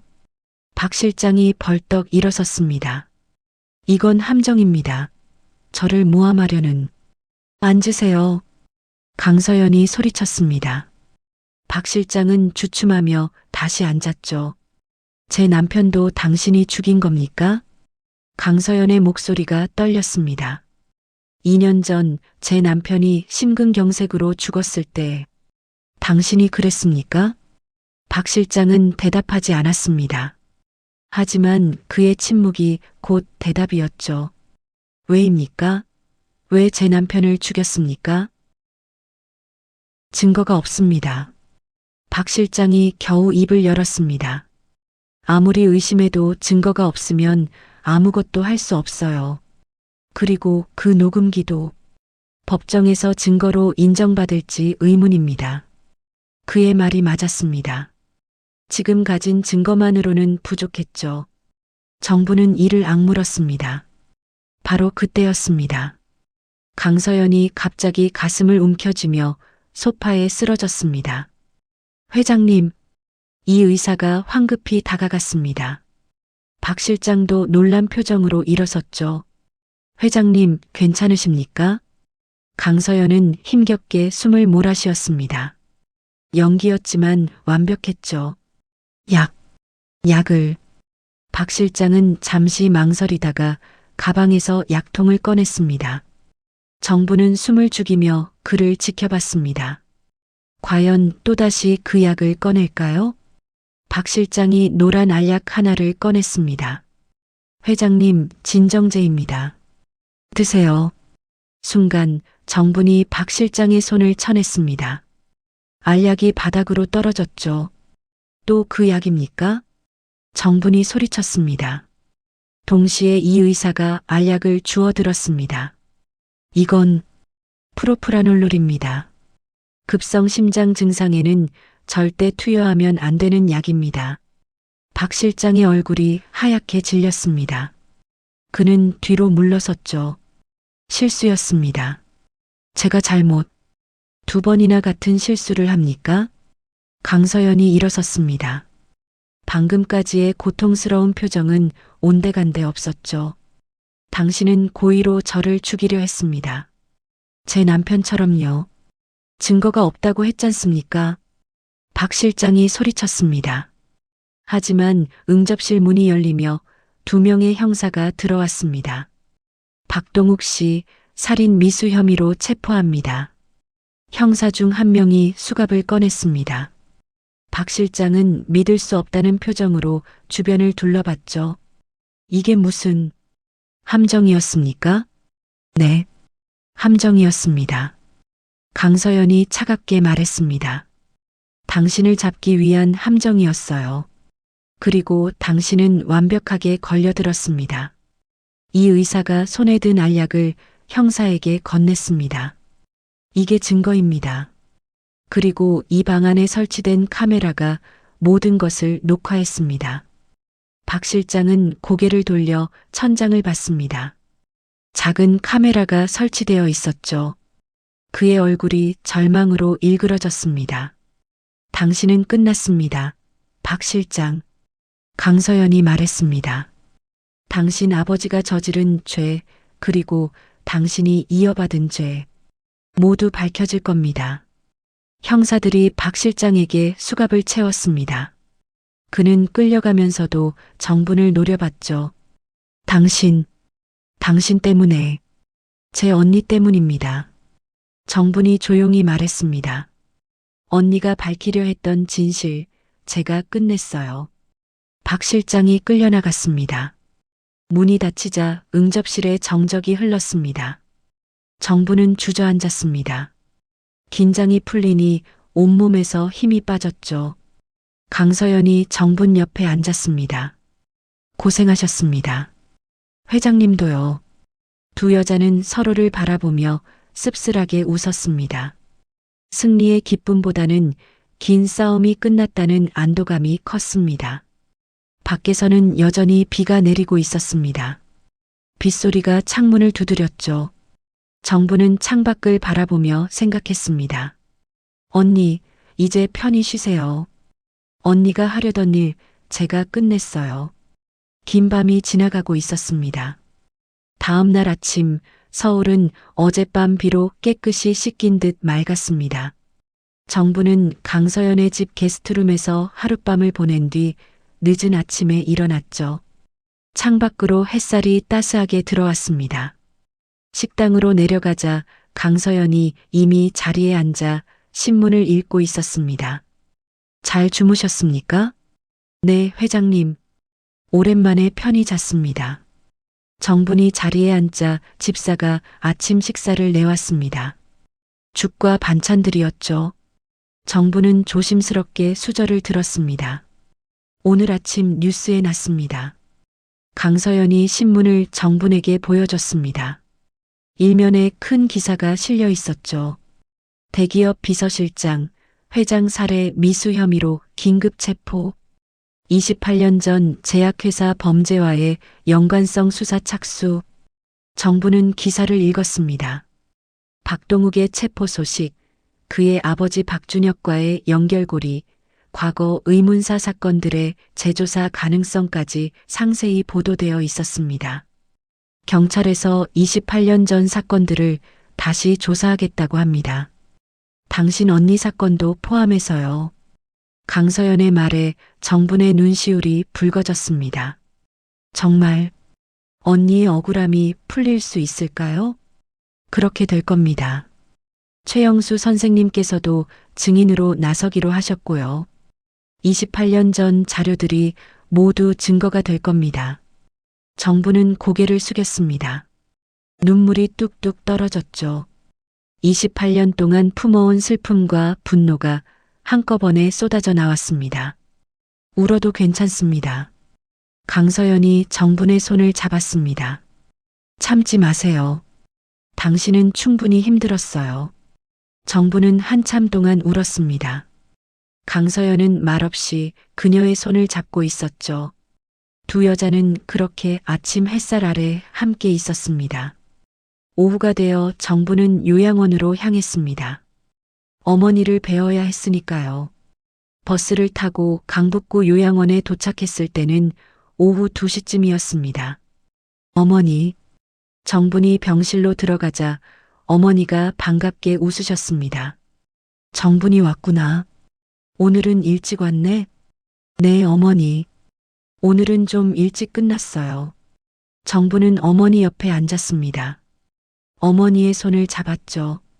여전히 차갑고 작은 손이었습니다. 어머니, 제가 오늘 할 말이 있어요. 무슨 말? 언니 일이요. 어머니의 표정이 변했습니다.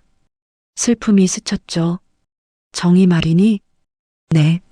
언니가 왜 세상을 떠났는지 이제 알게 됐어요. 정부는 지난 며칠간 있었던 일을 천천히 이야기했습니다. 언니가 조사하던 사건, 그녀의 죽음, 그리고 정분이 진실을 밝힌 과정까지. 어머니는 조용히 들으셨습니다. 그럼 우리 정희가 스스로 간 게 아니었구나. 네, 어머니. 언니는 끝까지 싸웠어요. 진실을 밝히려고요. 어머니의 눈에서 눈물이 흘러내렸습니다. 우리 딸, 내가 못 지켜줘서 미안하다.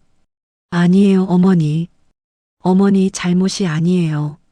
정분도 울었습니다. 모녀는 서로를 껴안고 한참을 울었습니다. 28년 동안 참아왔던 슬픔이 비로소 터져나왔죠.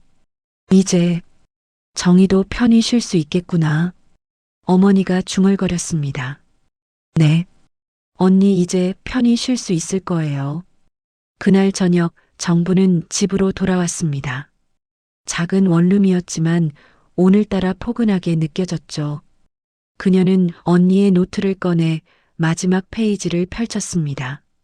정부나 만약 내게 무슨 일이 생긴다면 이 노트를 꼭 지켜줘. 그리고 진실을 밝혀줘. 언니는 용기를 내볼게. 미안해, 사랑해. 정부는 펜을 들었습니다. 그리고 그 아래에 조용히 적었습니다. 언니 약속 지켰어요. 진실을 밝혔어요. 이제 편히 쉬세요. 사랑해요. 노트를 닫고 정부는 창밖을 바라봤습니다. 저녁 하늘이 붉게 물들어가고 있었습니다. 아름다운 노을이었죠. 며칠이 지났습니다. 박동욱의 구속영장이 발부됐고 경찰 조사가 본격적으로 시작됐습니다. 과거 사건들의 재조사도 진행됐죠. 최영수 선생님이 증인으로 나섰고 정분도 여러 차례 경찰서에 출석해 진술했습니다.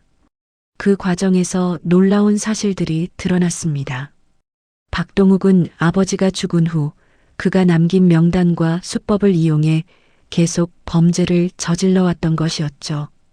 부유한 사람들에게 접근해 신뢰를 얻고 적절한 시기에 의심스러운 약물을 투여해 사고처럼 위장하는 방식이었습니다.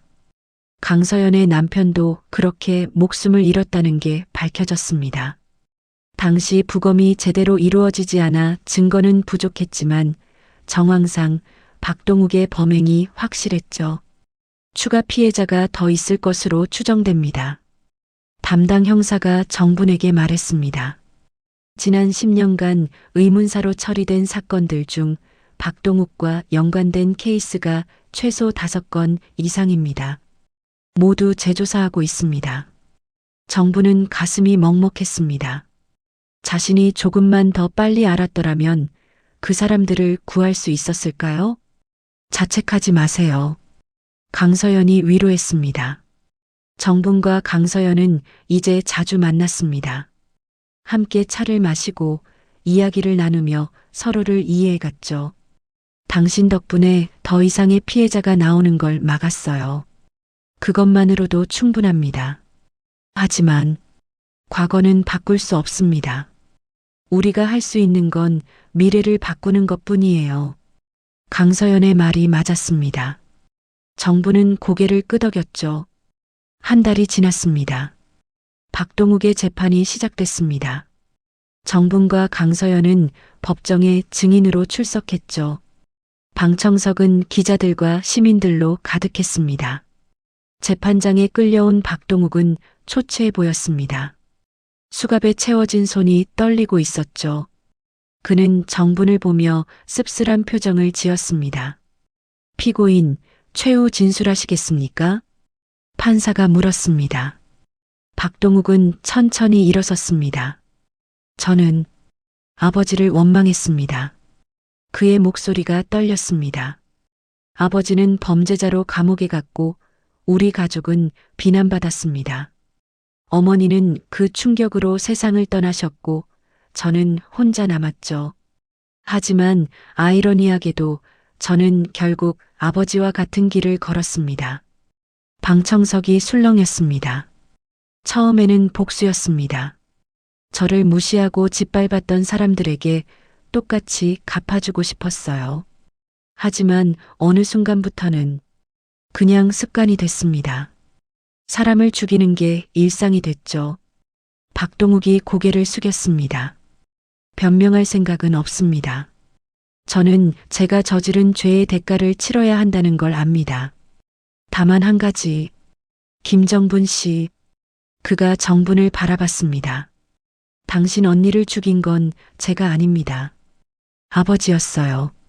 하지만 저도 똑같은 죄를 지었으니 용서받을 수 없다는 걸 압니다.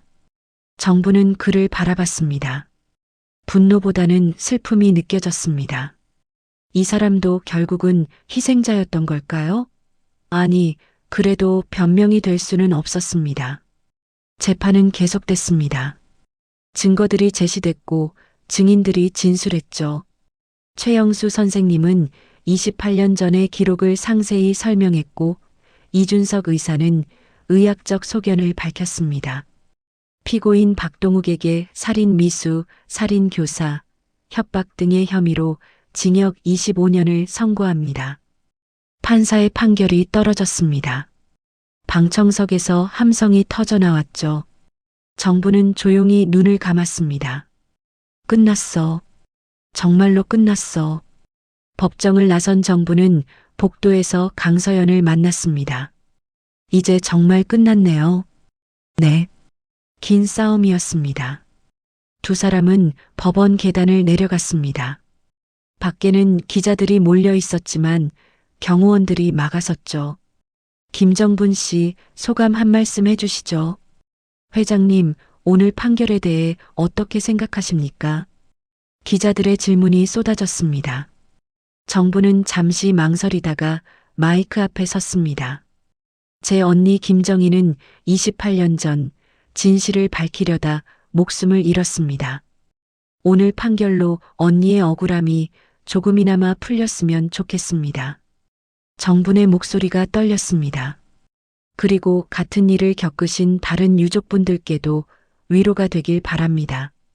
정의는 늦을 수는 있어도 사라지지 않는다는 걸 오늘 증명했다고 믿습니다. 박수가 터져나왔습니다. 정부는 고개를 숙여 인사하고 강서연과 함께 차에 올랐습니다. 차가 출발했습니다. 창밖으로 서울거리가 지나갔죠. 정부는 그 풍경을 바라보며 생각했습니다. 28년 동안 품어온 한이 풀렸습니다. 언니의 죽음이 헛되지 않았다는 걸 증명했죠. 하지만 동시에 허전함도 느껴졌습니다. 이제 무엇을 해야 할까요? 다시 호텔로 돌아가 청소부로 살아야 할까요? 정분 씨, 강서연이 말을 걸었습니다. 제안이 하나 있습니다. 무슨 제안이신지요? 우리 회사에서 일하지 않으시겠습니까? 정부는 놀라 강서연을 바라봤습니다. 제가요? 네. 당신은 의학 지식이 있고 응급 상황에 대처할 줄 압니다. 그리고 무엇보다 정의감이 강하죠. 우리 회사 의료안전팀에서 일해주셨으면 합니다. 정부는 말문이 막혔습니다. 하지만 저는 정식 자격증도 없고 자격증은 취득할 수 있습니다. 회사에서 지원하겠습니다. 당신이 정말로 하고 싶은 일을 하세요. 언니가 바랐던 그 일 말입니다. 정분의 눈에 눈물이 맺혔습니다. 생각해보고 답 드리겠습니다. 천천히 생각하세요. 답은 언제든 환영입니다. 차가 정분의 집 앞에 멈췄습니다. 정분은 차에서 내리며 강서연에게 고개 숙여 인사했습니다. 오늘 감사했습니다, 회장님. 저야말로 고맙습니다.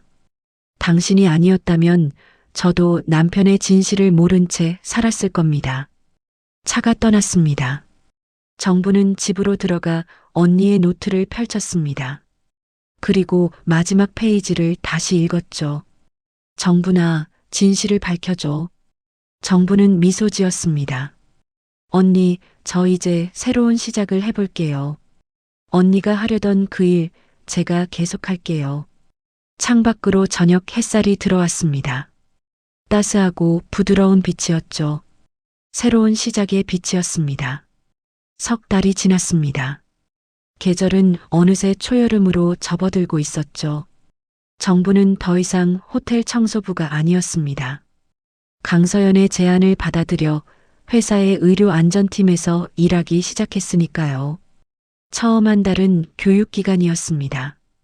응급처치 자격증을 취득하고 산업안전 관련 강의를 들었죠. 오랜만에 공부하는 게 쉽지는 않았지만 정부는 포기하지 않았습니다. 언니가 걸었던 길, 자신도 이제 그 길을 걷고 있다는 생각이 힘이 됐습니다. 김정분 씨, 오늘 현장 점검 나가실 거죠? 동료 직원이 말을 걸었습니다. 20대 후반의 젊은 여직원 서연주였죠. 네, 오늘은 강남지사 가는 날이에요. 제가 같이 가도 될까요? 아직 배울 게 많아서요. 그럼요. 함께 가요.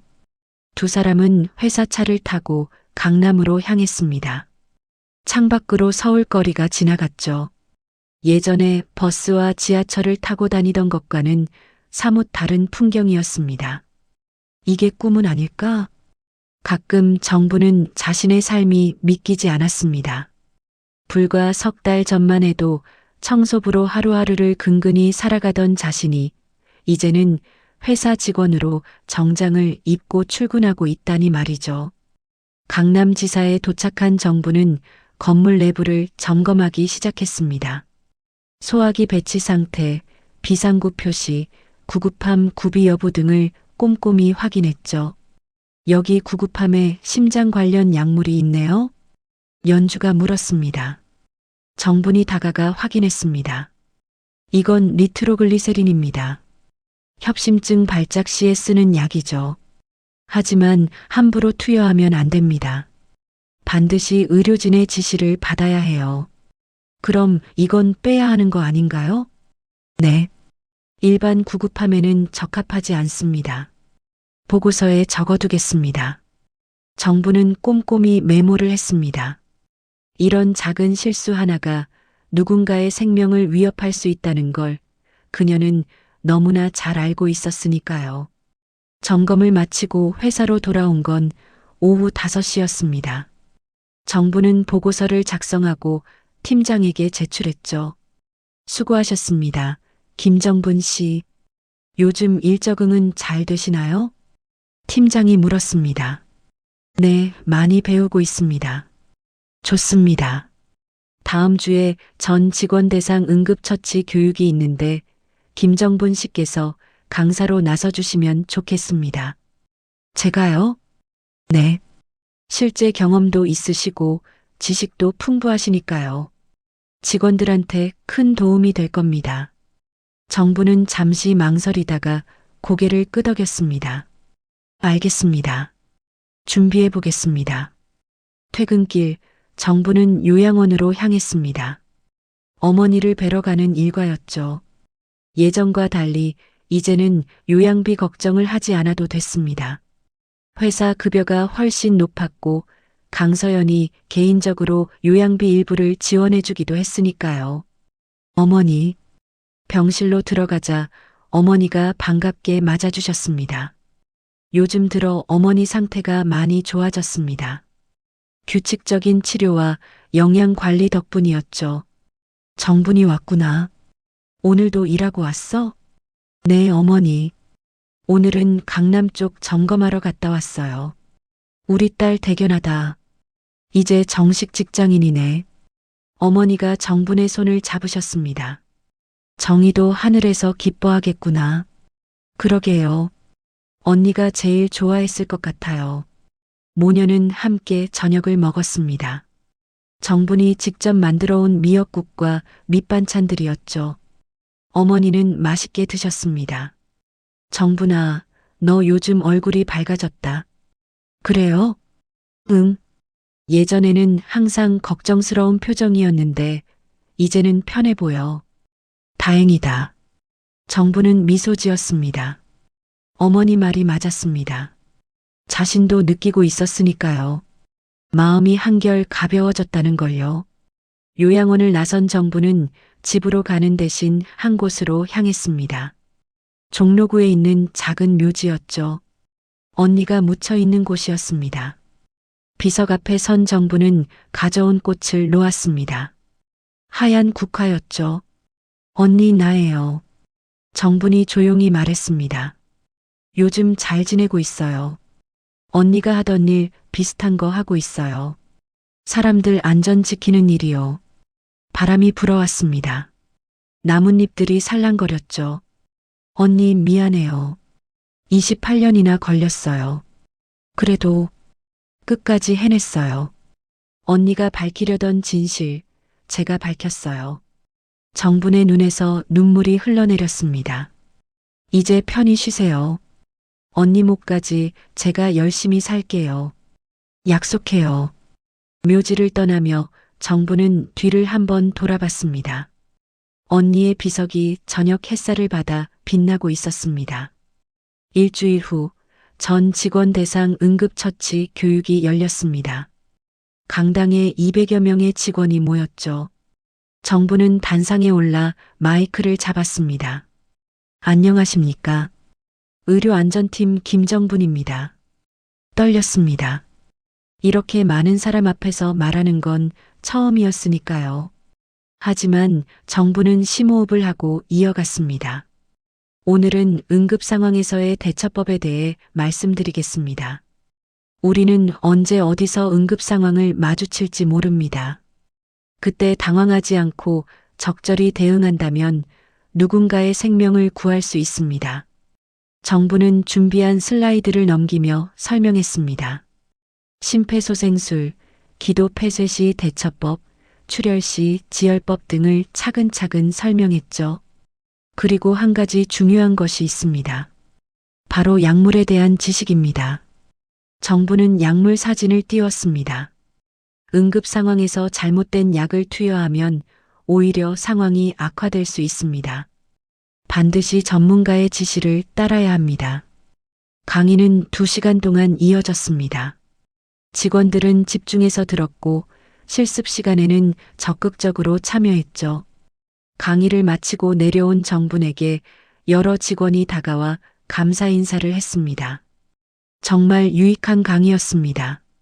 덕분에 많이 배웠어요. 정부는 겸손하게 고개 숙여 인사했습니다. 뿌듯함이 느껴졌죠. 강당을 나서는데 강서연이 기다리고 있었습니다. 훌륭한 강의였습니다. 회장님, 보고 계셨습니까? 네. 뒤에서 지켜봤어요. 당신은 타고난 강사입니다. 과찬이십니다. 사실이에요. 직원들 반응 보셨죠? 모두 진지하게 들었어요. 두 사람은 복도를 걸으며 이야기를 나눴습니다. 김정분 씨, 제안이 또 하나 있습니다. 무엇입니까? 우리 회사에서 의료 안전 교육 프로그램을 만들려고 합니다.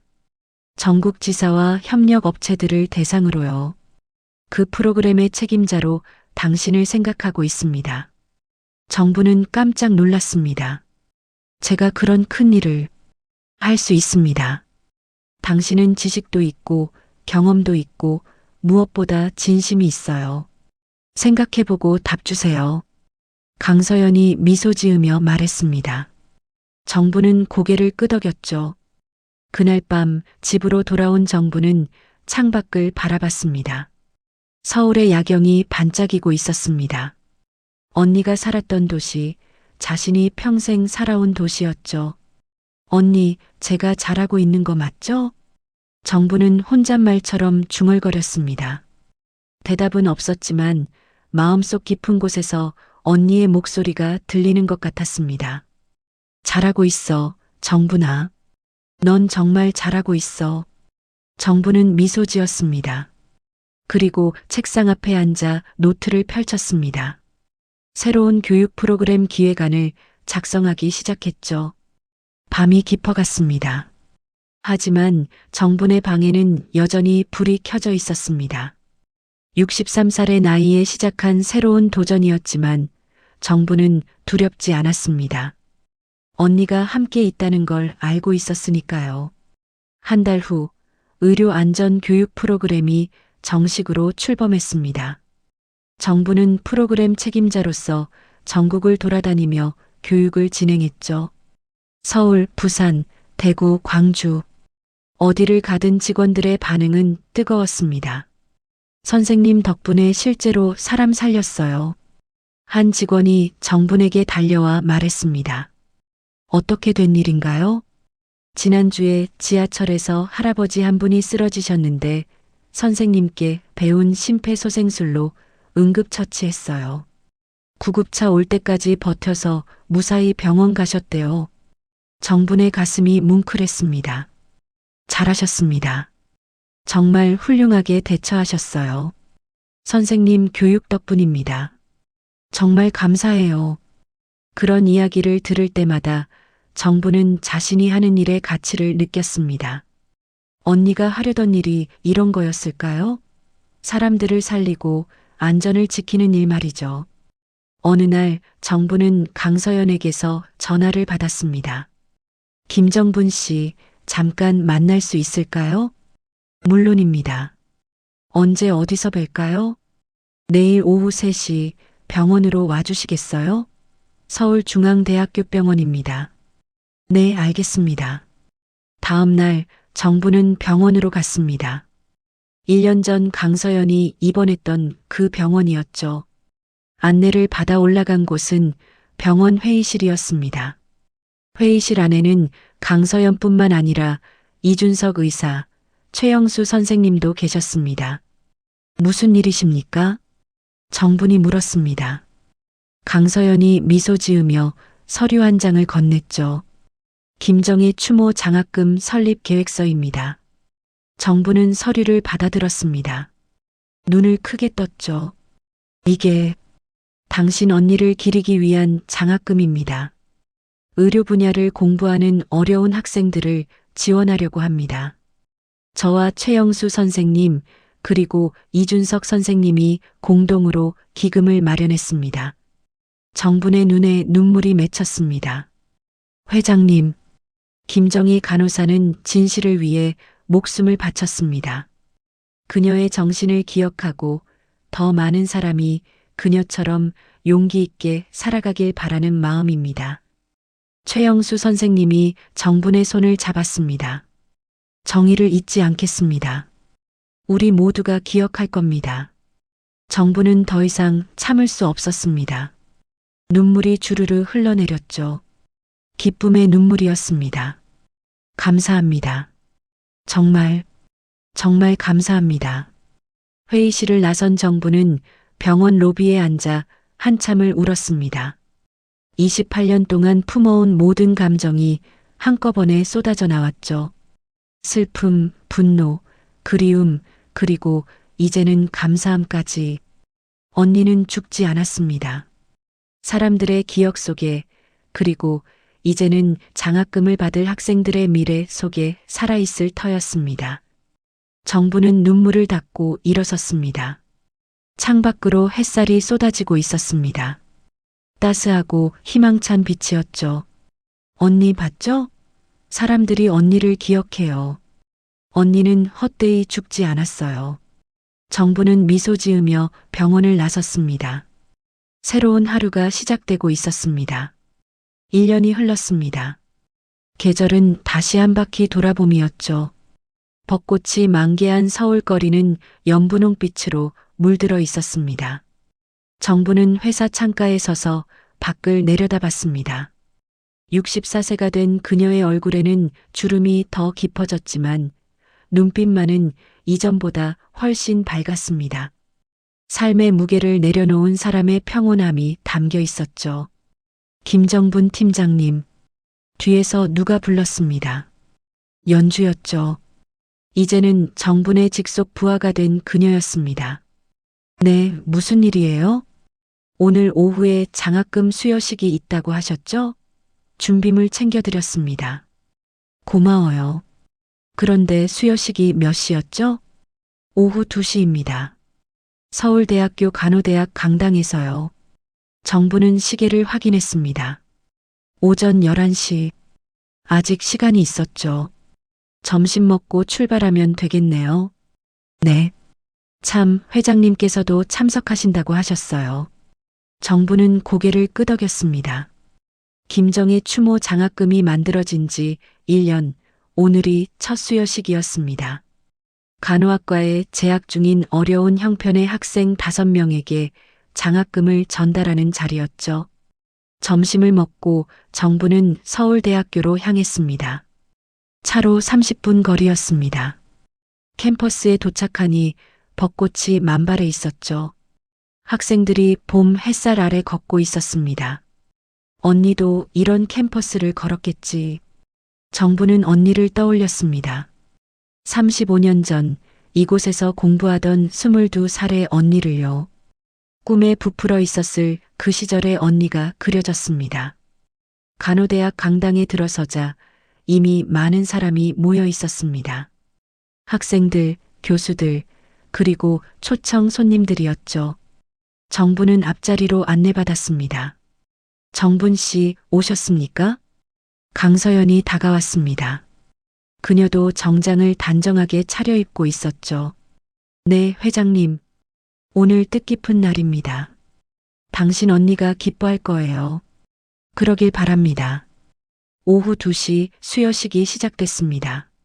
사회자가 개회를 선언하고 간호대학 학장이 인사말을 했죠.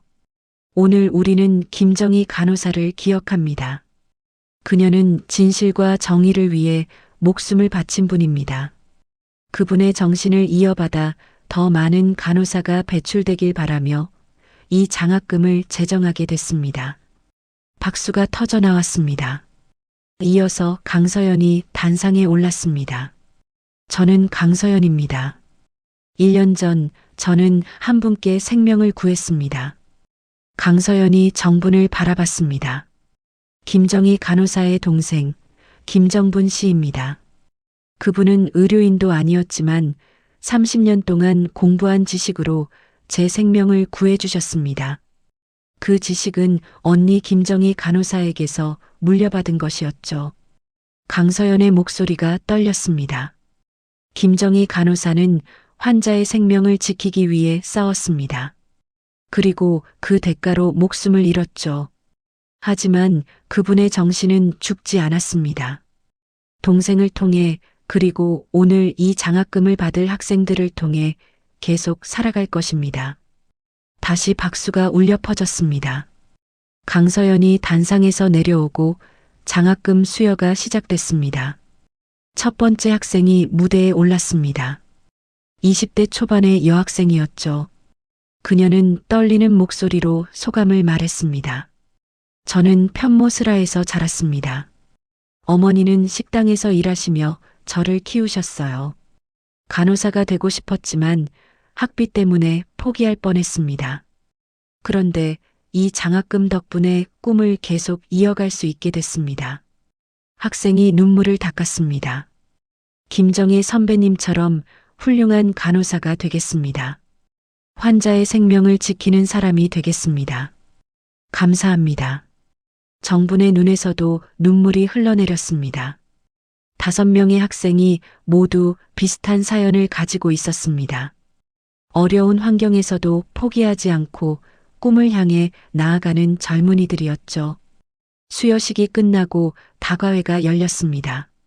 정부는 학생들과 이야기를 나눴습니다. 선배님, 정말 감사합니다. 한 학생이 정분의 손을 꼭 잡았습니다. 저희는 김정희 선배님의 이야기를 들었어요. 정말 대단한 분이셨습니다. 저도 선배님처럼 용기 있는 간호사가 되고 싶어요. 당신은 이미 용기 있어요. 정분이 미소 지으며 말했습니다. 힘든 환경에서도 꿈을 포기하지 않는 것, 그게 바로 용기예요. 그 마음 잃지 말고 열심히 하세요. 네, 꼭 그렇게 하겠습니다. 다과회를 마치고 정부는 캠퍼스를 산책했습니다. 벚꽃길을 걸으며 언니를 떠올렸죠. 언니도 이 길을 걸었을까요?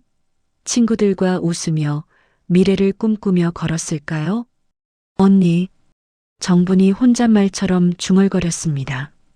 맞죠? 언니 이름으로 장학금이 만들어졌어요. 그리고 그 장학금을 받은 학생들이 언니처럼 훌륭한 간호사가 될 거예요. 언니 꿈이 이어지는 거죠. 바람이 불어왔습니다. 벚꽃잎이 흩날렸죠. 마치 언니가 대답하는 것 같았습니다. 고마워, 정분아. 내가 나보다 훨씬 더 큰 일을 해냈어. 정부는 미소 지으며 고개를 들었습니다. 파란 하늘이 펼쳐져 있었습니다. 그날 저녁 정부는 요양원으로 향했습니다. 어머니께 오늘 있었던 일을 말씀드리고 싶었죠. 어머니, 병실로 들어가자 어머니가 창가에 앉아 계셨습니다. 요즘 들어 컨디션이 많이 좋아지셨습니다. 규칙적인 치료와 좋은 영양 관리 덕분이었죠. 정분이 왔구나. 오늘 무슨 좋은 일 있었어? 얼굴이 밝네. 네, 어머니. 오늘 언니 이름으로 만든 장학금 수여식이 있었어요. 정부는 오늘 있었던 일을 자세히 말씀드렸습니다. 어머니는 조용히 들으시다가 눈물을 흘리셨죠. 우리 정희가 이렇게 기억되는구나. 네, 어머니. 언니는 영원히 기억될 거예요. 어머니가 정분의 손을 꼭 잡으셨습니다. 정분아, 내가 참 자랑스럽다. 언니 못다한 일을 내가 해냈구나. 어머니 덕분이에요. 어머니께서 저를 키워주셨잖아요. 아니야. 너 스스로 해낸 거야. 너는 강한 아이야. 모녀는 오랫동안 손을 잡고 앉아 있었습니다. 말은 많지 않았지만 서로의 마음이 전해졌습니다. 한 달 후 정부는 부산지사로 출장을 갔습니다. 거기서 응급처치 교육을 진행하기 위해서였죠. 부산역에 도착한 정부는 잠시 바다를 보고 싶어졌습니다. 교육 시작까지 시간이 있었으니까요. 택시를 타고 해운대로 향했습니다. 오후 햇살 아래 펼쳐진 바다는 아름다웠습니다. 파도가 철썩이며 밀려왔다 물러났죠. 정부는 신발을 벗고 백사장을 걸었습니다. 언니, 여기 바다예요. 같이 오고 싶었는데. 정부는 파도를 바라보며 생각했습니다. 언니와 함께 바다에 온 적이 있었습니다. 정분이 10살, 언니가 15살 때였죠.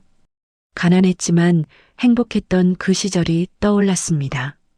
언니, 나 물이 무서워. 괜찮아, 정분아. 언니가 잡아줄게. 언니가 정분의 손을 꼭 잡고 파도 속으로 들어갔던 기억이 났습니다. 차가운 바닷물이 발목을 적셨고 정분은 깔깔 웃었죠. 언니 재밌어. 그치? 무섭지 않지? 응. 언니랑 있으면 안 무서워. 그때의 언니 손이 여전히 느껴지는 것 같았습니다. 따뜻하고 든든했던 그 손길이요. 언니, 이제는 제가 누군가의 손을 잡아주는 사람이 됐어요. 무서워하는 사람들한테 괜찮다고, 제가 함께 있다고 말해주는 사람이요. 파도가 밀려왔습니다. 정분의 발끝을 적시고 물러갔죠. 생명의 순환 같았습니다. 밀려왔다 물러가고 또 밀려오고 끝나는 것 같지만 계속되는 것이요. 교육을 마치고 서울로 돌아온 정부는 회사에 들렀습니다. 저녁 6시였지만 아직 불이 켜져 있었죠. 팀장님, 부산 교육은 잘 마치셨어요? 연주가 물었습니다. 네, 잘 끝났어요. 부산 직원들 반응도 좋았고요. 다행이네요. 참, 이거 보셨어요? 연주가 노트북을 돌려 보여줬습니다. 회사 게시판에 올라온 글이었죠. 김정분 팀장님 교육 덕분에 동료 살렸습니다. 본문을 읽어보니 대전지사 직원이 쓴 글이었습니다. 회사 식당에서 동료가 떡을 먹다 기도가 막혔는데 정분이 가르쳐준 하임리히법으로 응급처치해서 살렸다는 내용이었죠. 우와, 벌써 5번째예요. 연주가 감탄하며 말했습니다. 팀장님 교육받은 분들이 실제로 사람 살린 게요. 정부는 글을 읽으며 미소 지었습니다. 이게 바로 자신이 하는 일의 보람이었습니다. 우리가 하는 일이 정말 가치 있는 일이네요. 네, 팀장님. 저도 이 일이 자랑스러워요. 두 사람은 서로를 바라보며 웃었습니다. 그날 밤 집으로 돌아온 정부는 언니의 노트를 꺼냈습니다. 마지막 페이지를 펼쳤죠. 거기에는 자신이 1년 전에 쓴 글이 있었습니다. 언니 약속 지켰어요. 진실을 밝혔어요. 이제 편히 쉬세요. 사랑해요. 정부는 그 아래에 새로운 글을 적었습니다. 언니, 1년이 지났어요. 이제는 많은 사람이 언니를 기억해요. 언니 이름으로 장학금도 만들어졌고 저는 언니가 하려던 일을 계속하고 있어요. 저 혼자가 아니에요. 언니가 항상 함께 있다는 걸 알아요. 앞으로도 열심히 살게요. 언니가 자랑스러워할 사람이 될게요. 영원히 사랑해요. 노트를 덮고 정부는 창밖을 바라봤습니다. 서울의 밤하늘에 별이 반짝이고 있었습니다. 그중 가장 밝은 별 하나가 눈에 들어왔죠. 저게 언니일까? 정부는 혼잣말처럼 중얼거렸습니다. 그리고 미소 지었습니다. 64년을 살아온 정분의 인생에서 가장 힘든 시간도 있었고 가장 슬픈 순간도 있었습니다. 하지만 이제는 가장 빛나는 시간을 살고 있었죠. 언니 덕분이었습니다. 언니가 남긴 것들, 언니가 가르쳐 준 것들, 언니가 보여준 용기 덕분에 정부는 여기까지 올 수 있었습니다. 언니 고마워요. 정분이 별을 향해 속삭였습니다. 제 인생에 와줘서 고마워요. 바람이 창문을 두드렸습니다. 부드럽고 따뜻한 바람이었죠. 언니의 대답 같았습니다. 나야말로 고마워, 정분아. 내가 내 동생이어서. 정부는 눈을 감았습니다. 마음이 평온했습니다. 오랜만에 느끼는 진짜 평화였죠. 내일 아침이면 또 새로운 하루가 시작될 것이었습니다. 출근해서 회의하고 교육 준비하고 현장 점검 나가는 평범한 하루요. 하지만 그 평범한 하루 속에서 누군가의 생명이 구해질 수 있었습니다. 정분이 가르친 지식으로, 정분이 전한 용기로 말이죠. 그리고 그 모든 것의 시작에는 언니가 있었습니다. 김정희. 진실을 위해 싸우다 떠난 간호사. 하지만 그녀의 정신은 죽지 않고 계속 살아 숨쉬고 있었습니다. 동생을 통해서, 장학금을 받은 학생들을 통해서, 그리고 언젠가는 그 학생들이 구할 수 많은 생명을 통해서요. 이것이 바로 삶의 순환이었습니다. 끝나는 것 같지만 계속되는 것, 사라지는 것 같지만 영원한 것. 정부는 미소 지으며 잠자리에 들었습니다. 따뜻한 봄밤이었습니다. 서울 하늘 위로 별들이 빛나고 있었습니다. 그중 가장 밝은 별 하나가 정부의 창문을 비추고 있었죠. 마치 누군가 지켜보고 있는 것처럼, 사랑하는 언니가 하늘에서 동생을 바라보고 있는 것처럼. 정분과 강서연, 두 여자가 함께 진실을 밝히고 정의를 세우는 이야기였습니다. 28년 전 억울하게 세상을 떠난 언니의 한을 풀고 더 이상의 희생자가 나오지 않도록 악을 응징했죠. 그리고 그 과정에서 정부는 새로운 삶을 찾았습니다. 청소부에서 의료 안전 전문가로, 평범한 사람에서 누군가의 생명을 지키는 사람으로 거듭났습니다. 이야기는 복수가 아닌 회복으로, 증오가 아닌 희망으로 끝을 맺고 있습니다. 김정희의 이름은 장학금으로 영원히 기억될 것이고, 그녀의 정신은 계속 이어질 것입니다.